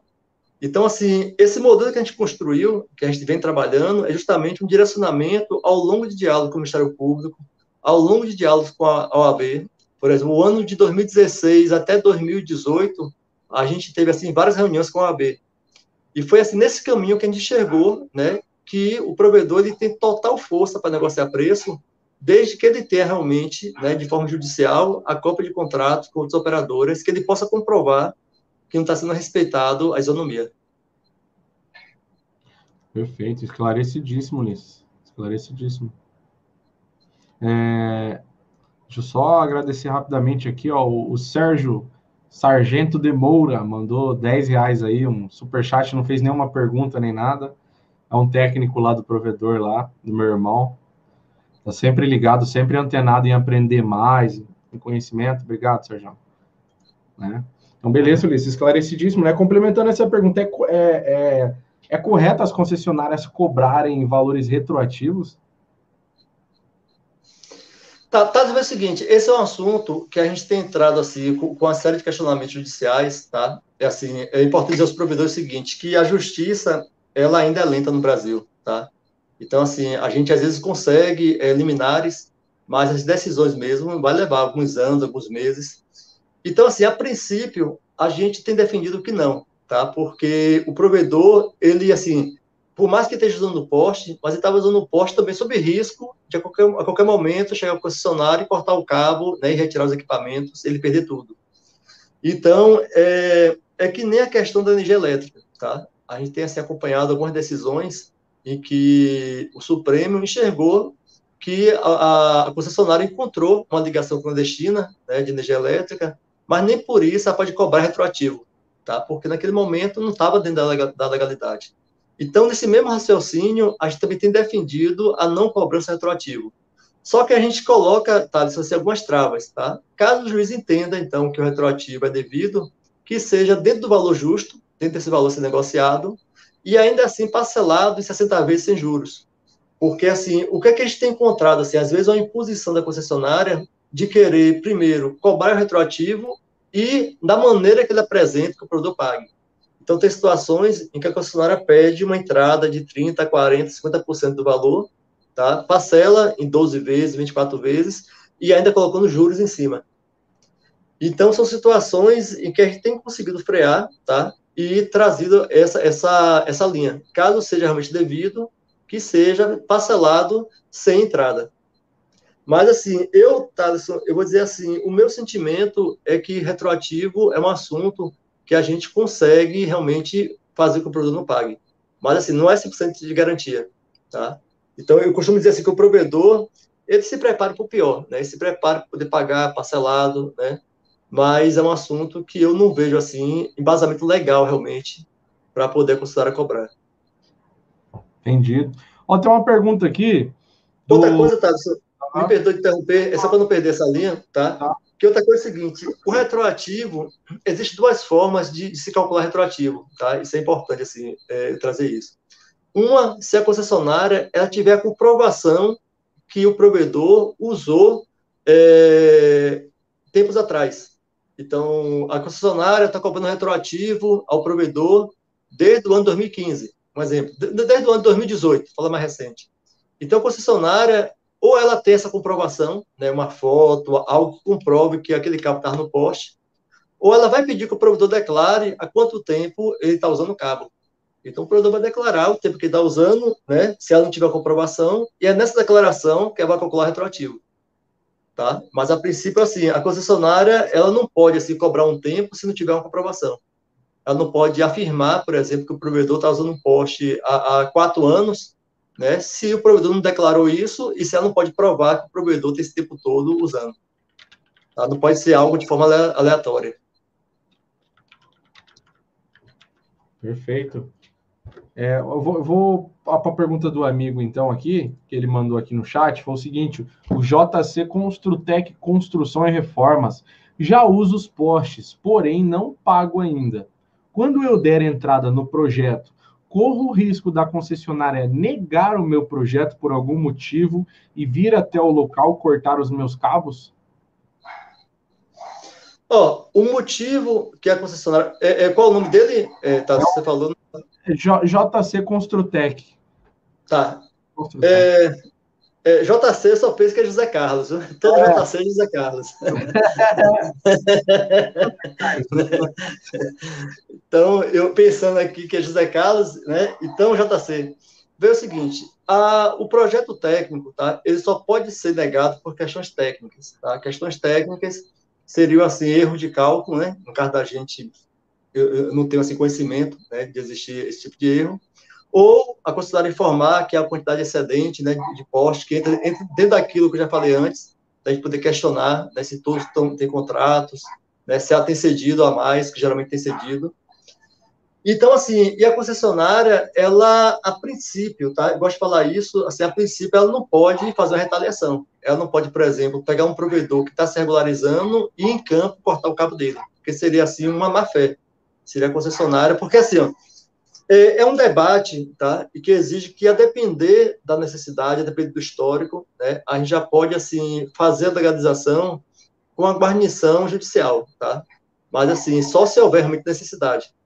Porque, se vamos supor que seja uma situação extrema, tá? Seja dentro de um estado, dentro de uma cidade, em que os provedores que protocolam projetos, a concessionária vai lá e corta o cabo, em que ela se traz, né? Que ela está fazendo isso porque o provedor instalou de forma clandestina. Então, ela teria um argumento para isso.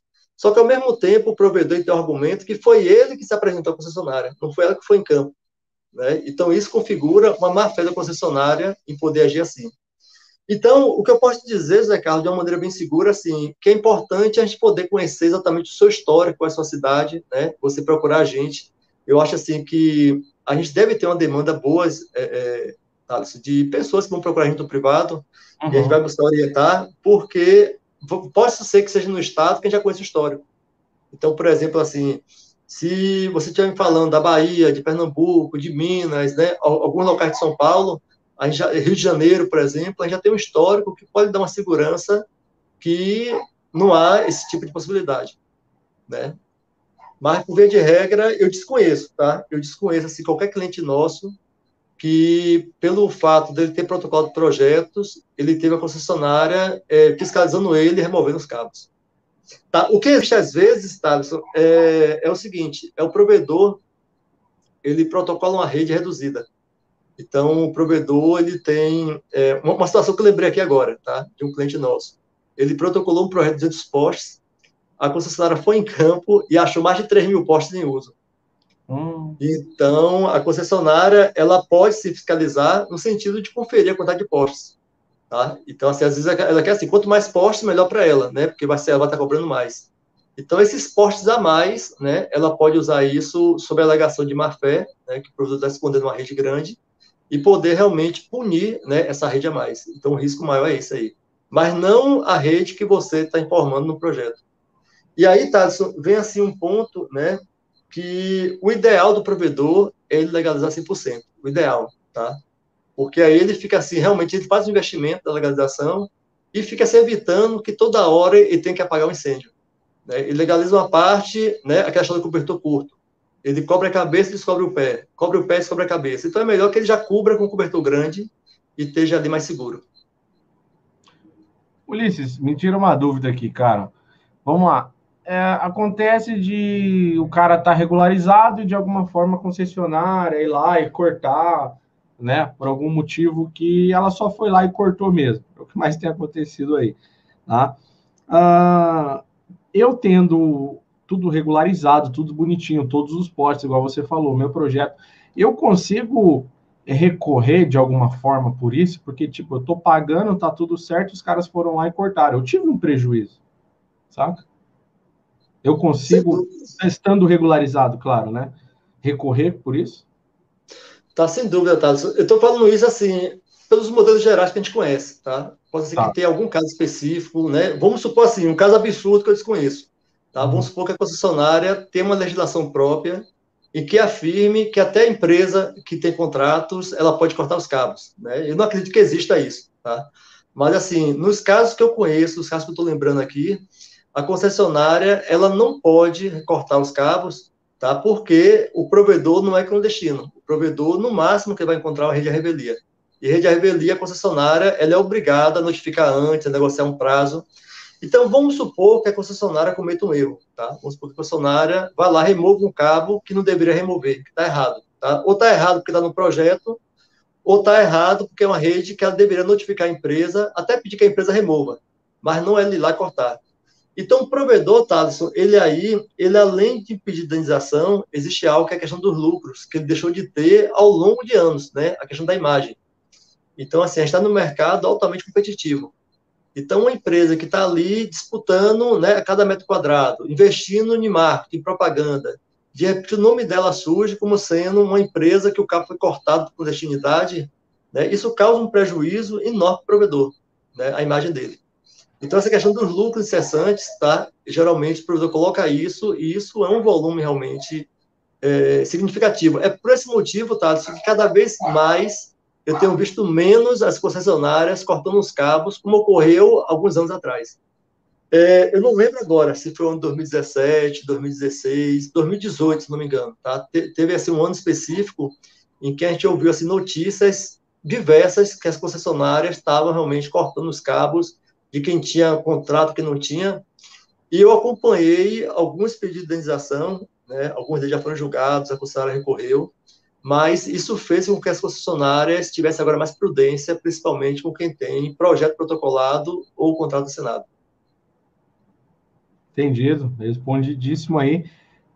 Pô, tem uma pergunta aqui, né? A gente falou um pouco lá sobre os valores baixos dos postes, nas perguntas anteriores, né? Hoje você já tem algum caso, vocês têm alguns casos reais de provedores que já estão pagando, né, abaixo do valor? Tá, o que é que nós temos hoje, Thaleson? Esse processo de poder judicializar é um processo recente, tá? É um processo em que a gente está conseguindo agora recente a cópia dos contratos, né, das concessionárias, ou das concessionárias com as grandes teles, né? E a partir do momento que a gente tem as cópias, que a gente tem entrado realmente com o questionamento judicial. O que a gente tem hoje já, né, em alguns casos que o juiz dá uma liminar para que o provedor pague ou o 319, que a gente põe o 319, ou o valor que a gente achou do contrato mais baixo. Né? No caso da Bahia, 269. Né? Bahia, Pernambuco, né, está nessa região aí. Então, a gente já tem esses casos liminares. Tá? E eu, por exemplo, uma coisa importante, Tasso, que algumas concessionárias, alguns estados, tá? A gente assim, acaba dialogando, porque ao longo dos anos a gente conhece as pessoas, e o que é que eu vejo assim? Que as concessionárias afirmam que elas não veem argumento realmente para combater isso. Tá? Elas enxergam que essa é uma causa ganha, né? Só que isso vai levar alguns meses, alguns anos, até o juiz poder passar todas as etapas, né, do contraditório. A concessionária vai perder pela instância, vai estar recorrendo, porque assim, quanto mais ela puder prolongar a decisão final, melhor para ela. Então, o que a gente tem hoje já são essas liminares, né? Tem alguns casos em que as concessionárias já responderam a petição que a gente deu entrada, e a gente está assim, já esperando o juiz dar o parecer final. Então, assim, eu te digo, tá, isso que assim, eu não vejo ainda, tá, como é que uma concessionária ela pode assim defender que possa existir diferença de valores, né, da Oi com o pequeno provedor. Então, é uma situação que eu pessoalmente eu enxergo que o provedor ele vai ter bem segurança, né, seja o juiz dando a liminar, né, para que ele já pague agora, ou aguardando o processo final. Entendido. Esclarecidíssimo aí a pergunta. Ulisses, eu vou pôr um vídeo aqui, rapidinho. Vamos lá. Tem uma pergunta legal do outro menino ali também, que eu já vou fazer. Deixa eu voltar aqui. Que é esse vídeo aqui, cara, eu que... Bom, eu que gravei, né, esse vídeo aqui, foi aqui na região de Alphaville, aqui em São Paulo, onde um bom trecho a concessionária elétrica ela não cortou, mas jogou todos os cabos para o chão e era uma rota aérea de mais ou menos uns 2 quilômetros, é grande pra caramba, porque eu andei uns 15 minutos, 20 minutos mostrando esse trecho e olha como é que estavam esses cabos aí, sabe? Uma dúvida que eu tenho, Ulisses, que nem, assim, aí foram todas as operadoras, tá? Sem mais. A regra aí era o seguinte, que os cabos iam sair de aéreo e iriam para o subterrâneo. Ponto. E aí, ok. Né? Olha isso, cara. Olha isso. E nesse caso, olha ali a gente já consegue ver um pouco mais na frente um monte de CS, né? Nesse caso, que os cabos estavam aéreos e tiveram que ir para o subterrâneo, como que funciona isso?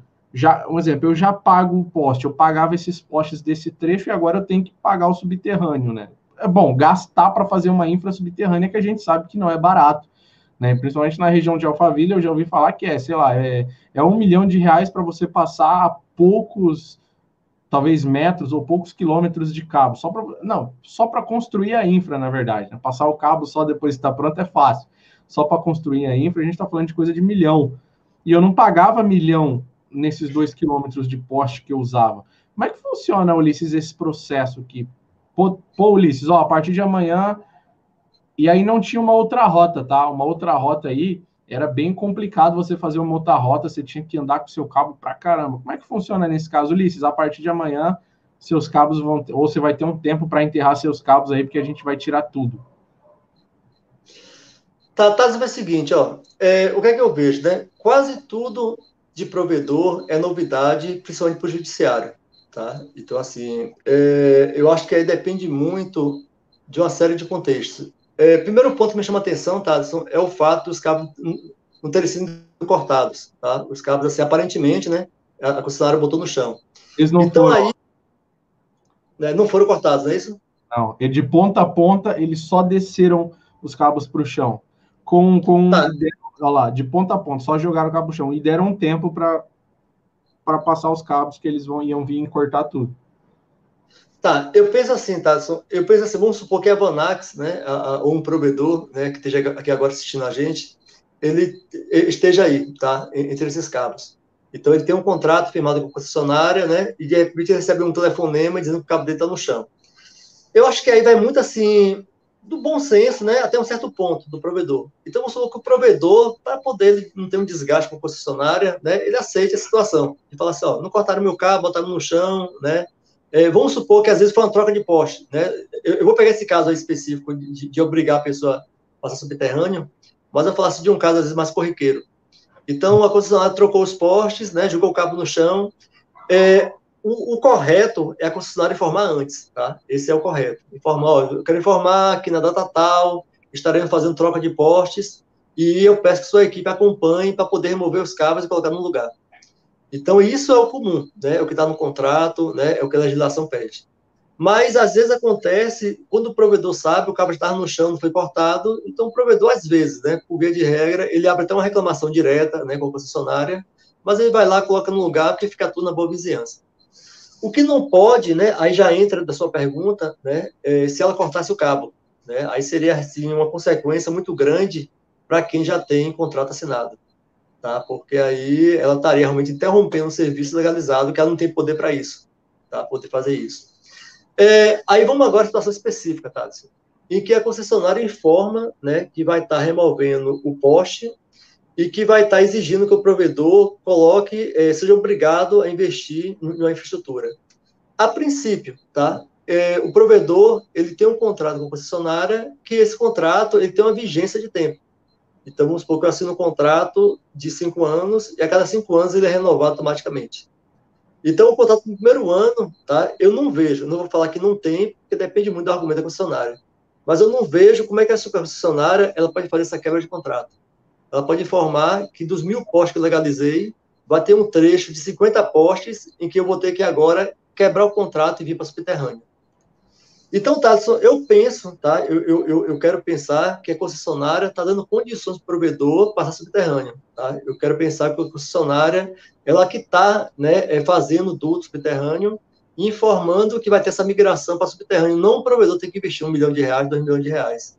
Então, isso assim, isso é mais interessante quando a gente tem um caso prático mesmo, tá? De um provedor que de repente está nessa situação aí, tá? E ele traz o que foi ocorreu com ele. Porque tem situações, como eu falei mais cedo, que a concessionária, por entender que o provedor desconhece a legislação, ela às vezes pode cometer abusos mesmo. E a partir do momento, Tássio, que o provedor ele tem um suporte, né, de uma consultoria que mostra para ele o caminho, tá? Eu costumo dizer o seguinte, que o provedor ele tem que encarar, né, que é um setor que cresce e o crescimento dói, né? Então, assim, existe o que eu chamo de dor do crescimento.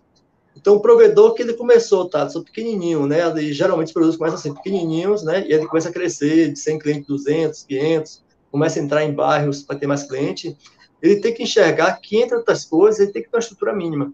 E essa estrutura é ter uma empresa de consultoria, né? Então, assim, o investimento que ele paga na empresa de consultoria, né? Não é despesa, é investimento.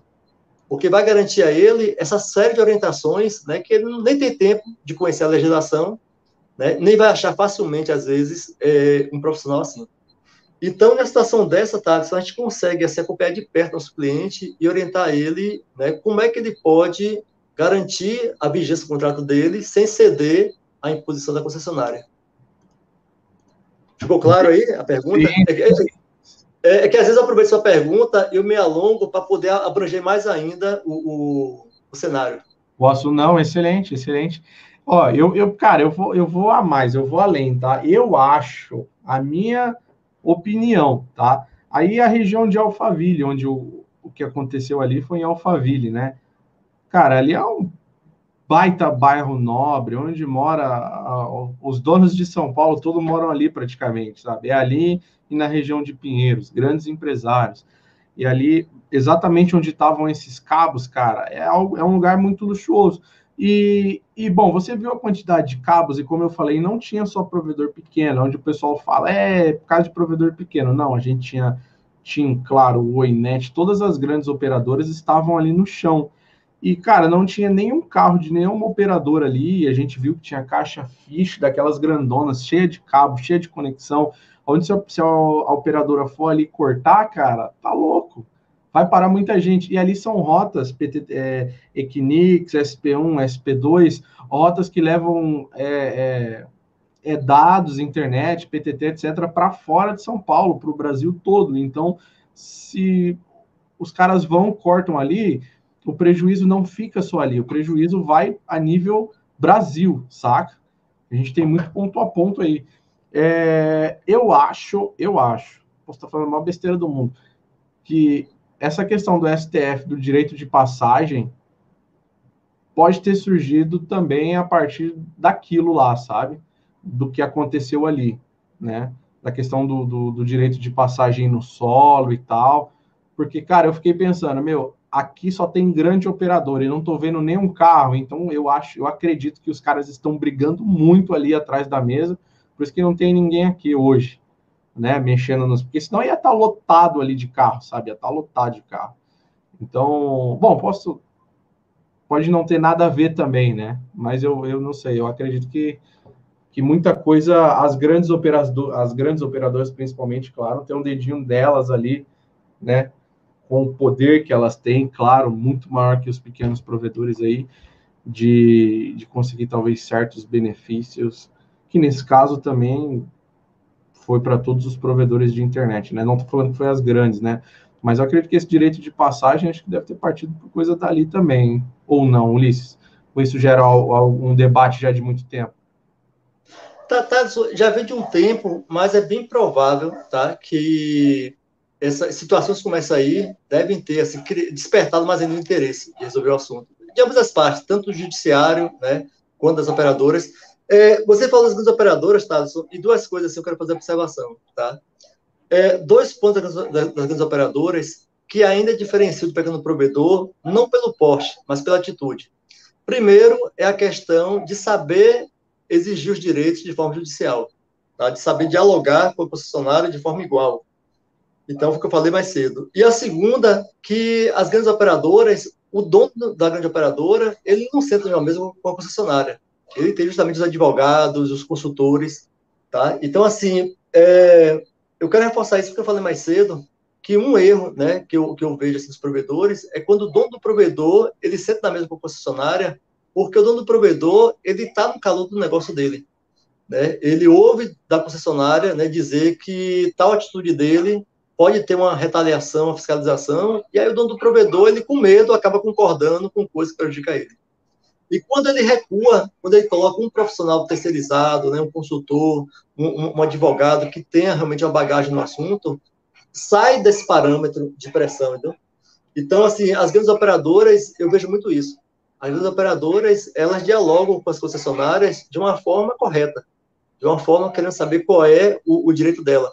Prova disso é o direito de passagem. Tanto que a notícia que a gente vê, assim, percorrendo os produtos da internet, foi justamente que as grandes operadoras conseguiram ganhar no STF. Né? E surgiu lá o nome de quais foram as grandes operadoras. Então, é esse tipo de atitude, Thaleson, que os provedores precisam enxergar que o caminho é esse. Né? Cabeamento é algo cada vez mais restrito, é algo que vai caber ao provedor realmente garantir a sobrevivência dele, porque a gente, basicamente, os provedores hoje já não tem mais rede sem fio, né? São poucas específicas, e rede cabeada é diálogo com a concessionária e tem que ser um diálogo estruturado. Tá? Então, essa situação do Alphaville que você mostra aí, tá? Eu vi, por exemplo, assim, o nome, né, de uma grande operadora, acho que foi a TIM, parece que foi a TIM que eu vi, e me veio realmente também sentimento, tá? Assim, o sentimento de que a concessionária tem o cuidado, né, de poder não cortar um cabo desse, sabe que vai ter, assim, uma cobrança, tá, judicial, caso ela cometa um erro. E eu também acho, tá, isso que essa questão de passagem, se não foi motivada por isso, mas que situações como essa devem ter até acelerado a decisão, entendeu? Com certeza. Bom, espero que eles tenham mostrado o meu vídeo lá para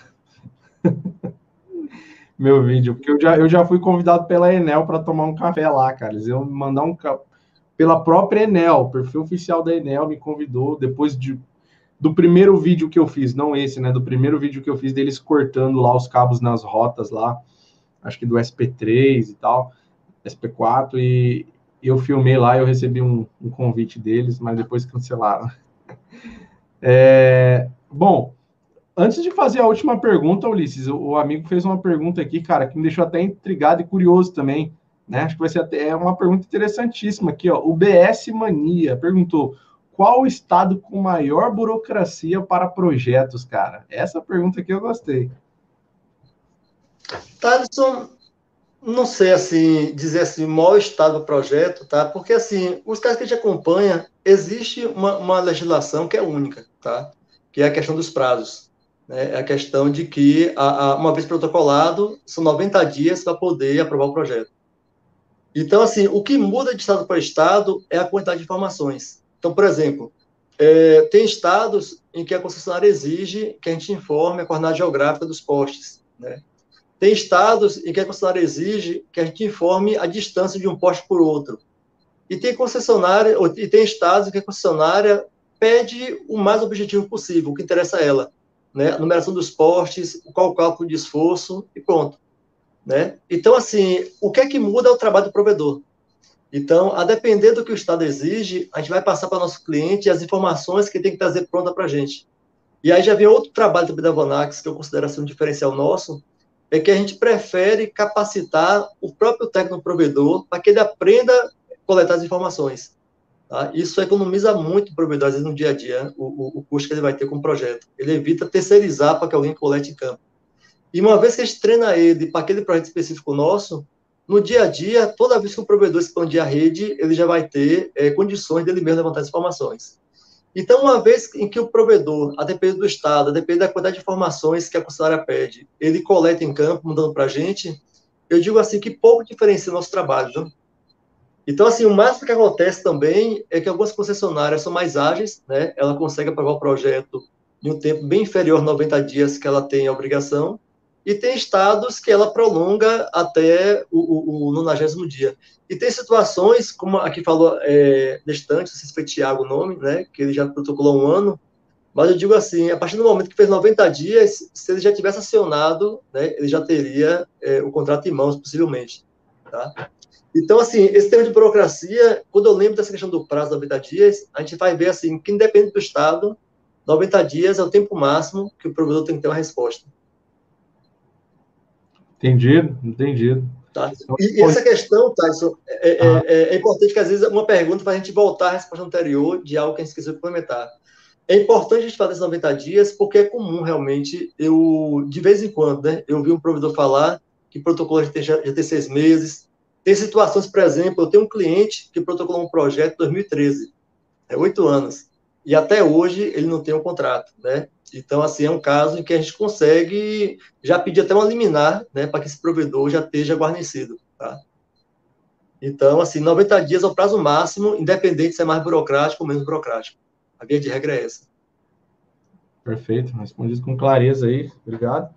Pessoal, lembrando, olha só, que eu criei um grupo de WhatsApp, né, com o tema Uso dos Postes aí, onde está toda a equipe da Vanax lá para tirar sua dúvida, tá?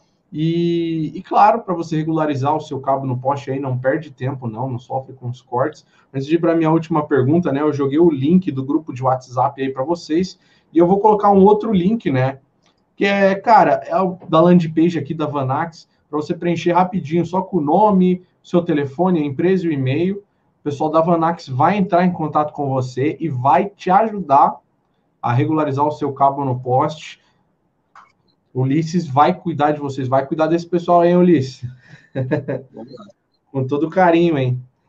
O Ulisses vai cuidar de vocês aí, tá? Dessa landing page, vocês podem preencher aí, que o pessoal da Vanax vai entrar em contato com vocês, tá? Participe também do grupo de WhatsApp aí, de dúvidas, tá bom? Eu vou aqui para minha última pergunta, tá, Ulisses? Deixa eu só ler a pergunta aqui da Valstir Fabri, que mandou assim, ó, vocês acham que é arriscado trocar soco com o cliente que não paga em dia? Não, cara.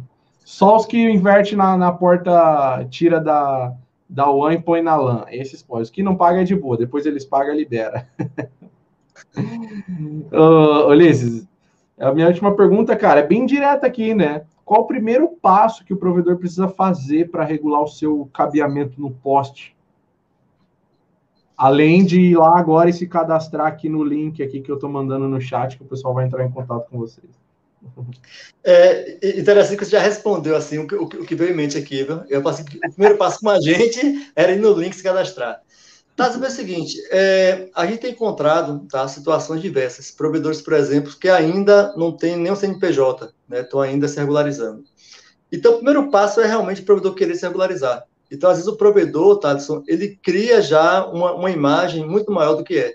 Tá? Ah, eu não vou, porque deve ser caro, porque deve ser complicado, porque eu devo não ter o dinheiro. Então, ele faz tanta hipótese, né, que ele acaba se perdendo nessa hipótese.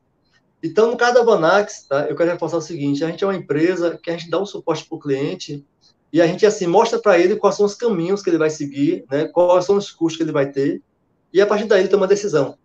Então, eu aconselho os provedores que antes deles acharem se é caro ou não, tá? Que eles primeiro procurem a gente, tá? No caso específico eu estou aqui, né? Justamente para que a gente possa dar esse suporte ao provedor, para que ele conheça, evite, por exemplo, tá, Alisson, o setor nosso é um setor que há muito fake news em provedores, tá? Rede UTP é um assunto que já vi fake news absurdas, né? Tem outro tema que eu falei que pode ser para a próxima live, a questão do CREA, por exemplo. Tem uma série de fake news, assim, que eu acho que é importante, em outro momento, a gente poder falar melhor desse assunto. Então, assim, o primeiro passo é o provedor procurar realmente informações oficiais, tá? Segundo passo, tá, é o provedor enxergar que ele legalizar, principalmente a rede cabeada nele, não é despesa, é sobrevivência, tá? Porque é onde está a rede dele, é no cabo, tá? É onde está o futuro dele, é onde ele pode garantir que o produto vai crescer de uma forma segura, tá? Sem denúncias concorrentes. Então, às vezes, o provedor, se ele enxergar isso, Thaleson, ele realmente vai enxergar que ele precisa realmente encaixar no orçamento dele a legalização. Então, assim, outra coisa que é importante, né, foi o que a gente falou mais cedo, que não adianta o provedor achar que ele atendendo órgãos públicos, ele vai estar seguro. Pelo contrário, ele pode ter um risco a mais de ele atender um órgão público sem regularização. Tá? Até o próprio órgão público pode querer punir ele, tá? E a outra situação é o provedor enxergar realmente que cada vez mais o provedor ele tem que ser profissional, principalmente no diálogo com as concessionárias. Ele precisa ter um suporte jurídico, né? E aí a Vanax coloca o nosso suporte à disposição dos provedores, nossos clientes, para que ele possa saber que tem alguém que conhece o assunto dialogando de igual com a concessionária. E que compartilhar os postos, tá, não é apenas uma questão de deveres, mas também de direitos. E os provedores, às vezes, por achar, né, que é clandestino, que está usando, que está errado, ele acha que ele só tem obrigações com a concessionária. Então, tá, o primeiro passo realmente é esse, é o diálogo, tá? Então, assim, aproveita que a gente está aqui, aproveita o grupo do WhatsApp, tá? Procure a gente à vontade, pessoal, porque a gente, assim, tem empresas, por exemplo, né, de vários setores, que só dá informação se a pessoa assinar um contrato. A Vonax, eu tenho, assim, essa alegria que a gente é o oposto. A gente dá o máximo de informações possíveis para que o provedor, quando ele decide contratar a gente, ele já tirou as dúvidas principais dele no dia a dia. E voltando aqui, eu coloquei inclusive aqui o link, né, mais uma vez agora do site da Vanax direto, né, para vocês fazerem o seu cadastro. E, cara, Ulisses, essa não estava na pauta, mas eu vou te perguntar direto. Cara, qual é bom, claro que você deve saber, né, cara? Qual o principal como que eu formulo essa pergunta, cara? Cara, por quê? Agora sim, o porquê o provedor deve regularizar o cabo dele no poste? Por quê? Thaleson, por sobrevivência, tá? Porque, assim, tem coisas que ainda não está acontecendo e a gente torce para que não aconteça, tá? E, por exemplo, assim, a gente, é o que eu falei mais cedo, né? Clandestinidade é crime, tá? Então, assim, levou um período, né? Eu sou da época que acompanhei um momento em que a Anatel era a maior ameaça dos provedores, tá? Tinha provedor que tinha medo da Anatel, porque a Anatel chegava, Polícia Federal, respondia a processo da Justiça Federal, uma série de coisas. Então, assim, o provedor, ele precisa, assim, sair de qualquer risco, né, que coloque a empresa dele em uma ação judicial, tá? Que ele tem que responder por clandestinidade. Então, assim, hoje, o provedor usar o poste, né, sem regularizar, é um risco, Thaleson, que eu digo assim, não vale a pena, tá? O provedor, assim, às vezes pode não ter a dimensão do quanto é arriscado o que ele está fazendo no dia a dia, tá? O quanto, assim, perante o juiz, tá? Ele não tem como justificar estar clandestino. Não adianta ele dizer que não teve condições, que é um produtor pequeno, né, que não está podendo, porque o juiz vai dizer, meu amigo, a partir do momento que você está no negócio, tem que estar no negócio regularizado. Então, assim, o porquê, tá? O que o cabo hoje virou, assim, o principal meio de sobrevivência do provedor. Né? Eu desconheço, assim, um provedor que esteja crescendo sem cabos. Então, o provedor ele tem que enxergar, né, que não é simplesmente ele comprar fibra ótica ou comprar uma rede UTP mais sofisticada que exista, se o principal ele não está fazendo, que é regularizar a rede dele. Então, assim, o provedor hoje, Thaleson, que ele está no mercado sem regularizar, que é realmente a maioria dos provedores, tá? Eles estão assim na loteria. Entre tá hoje e não sabe se amanhã de manhã, na sexta-feira de manhã, está tendo fiscalização na porta dele que vai arrancar os cabos. Ele não sabe se o que ele investiu hoje de rede UTP ou fibra ótica, ele vai precisar bater na porta do fornecedor amanhã de manhã cedo, pedindo tudo de novo, porque a concessionária passou e saiu removendo tudo que ele instalou na rede dele.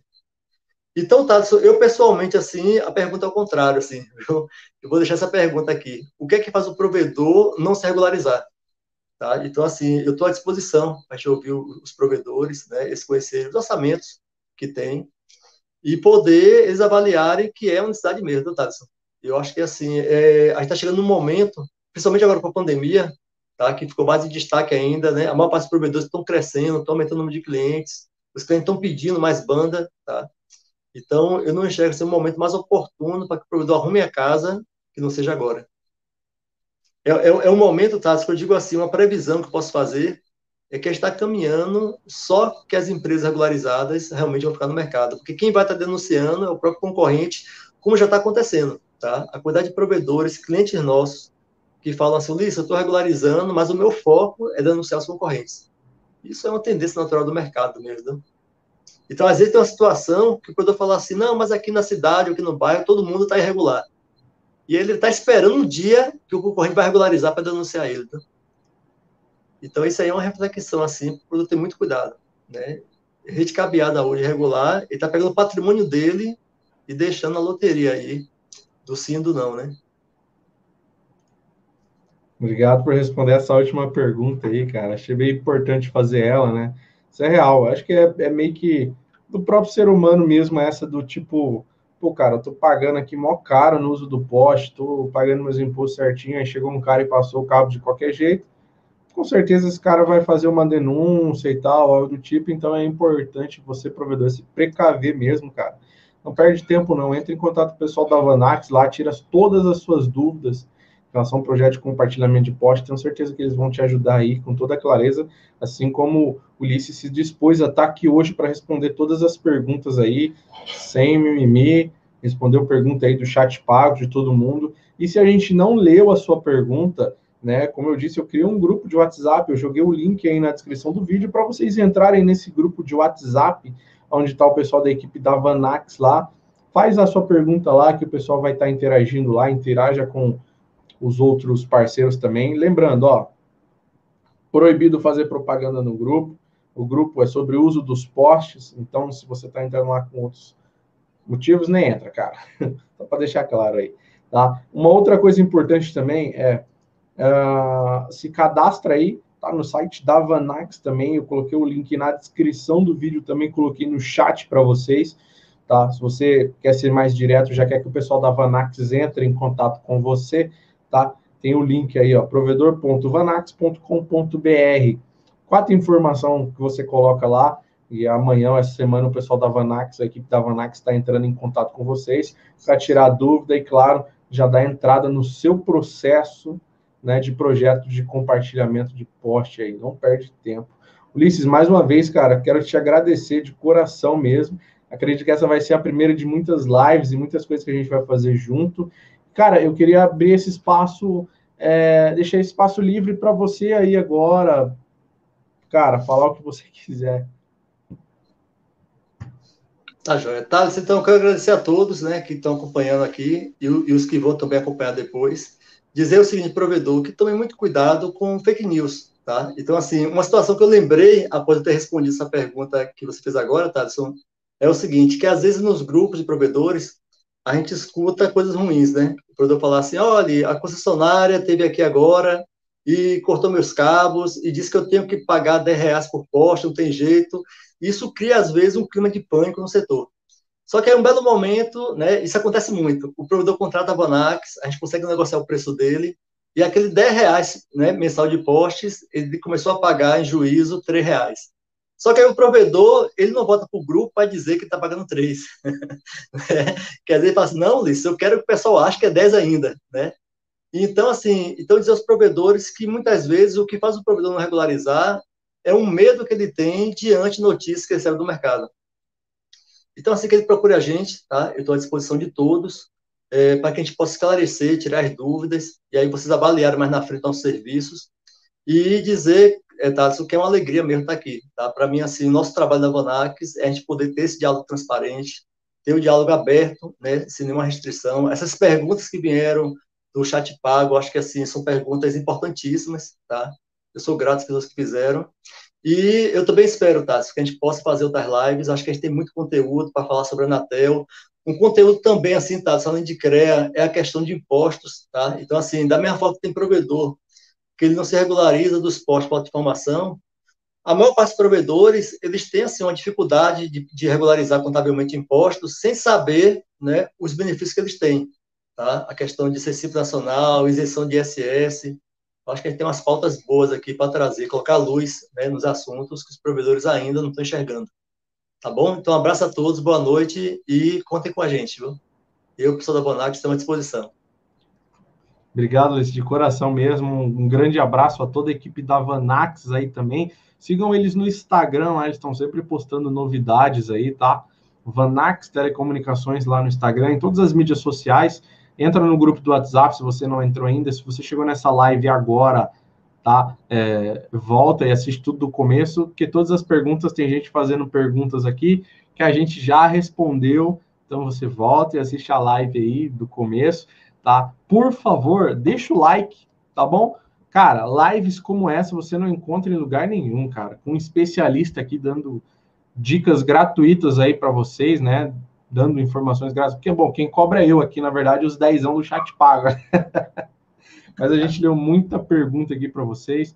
Então, por favor, deixa o like, se inscreve no canal. Falta bem pouco aí para 100 mil inscritos. Só depende da ajuda de vocês. Então, se você não está inscrito, se inscreva, clique em se inscrever-se aí, já ativa o sino. E não deixa de assistir também as nossas outras lives que a gente tem aqui no canal, tá? Ulisses, mais uma vez, obrigado. De coração. Valeu, meu amigo. Obrigado por tudo. E, galera, tchau.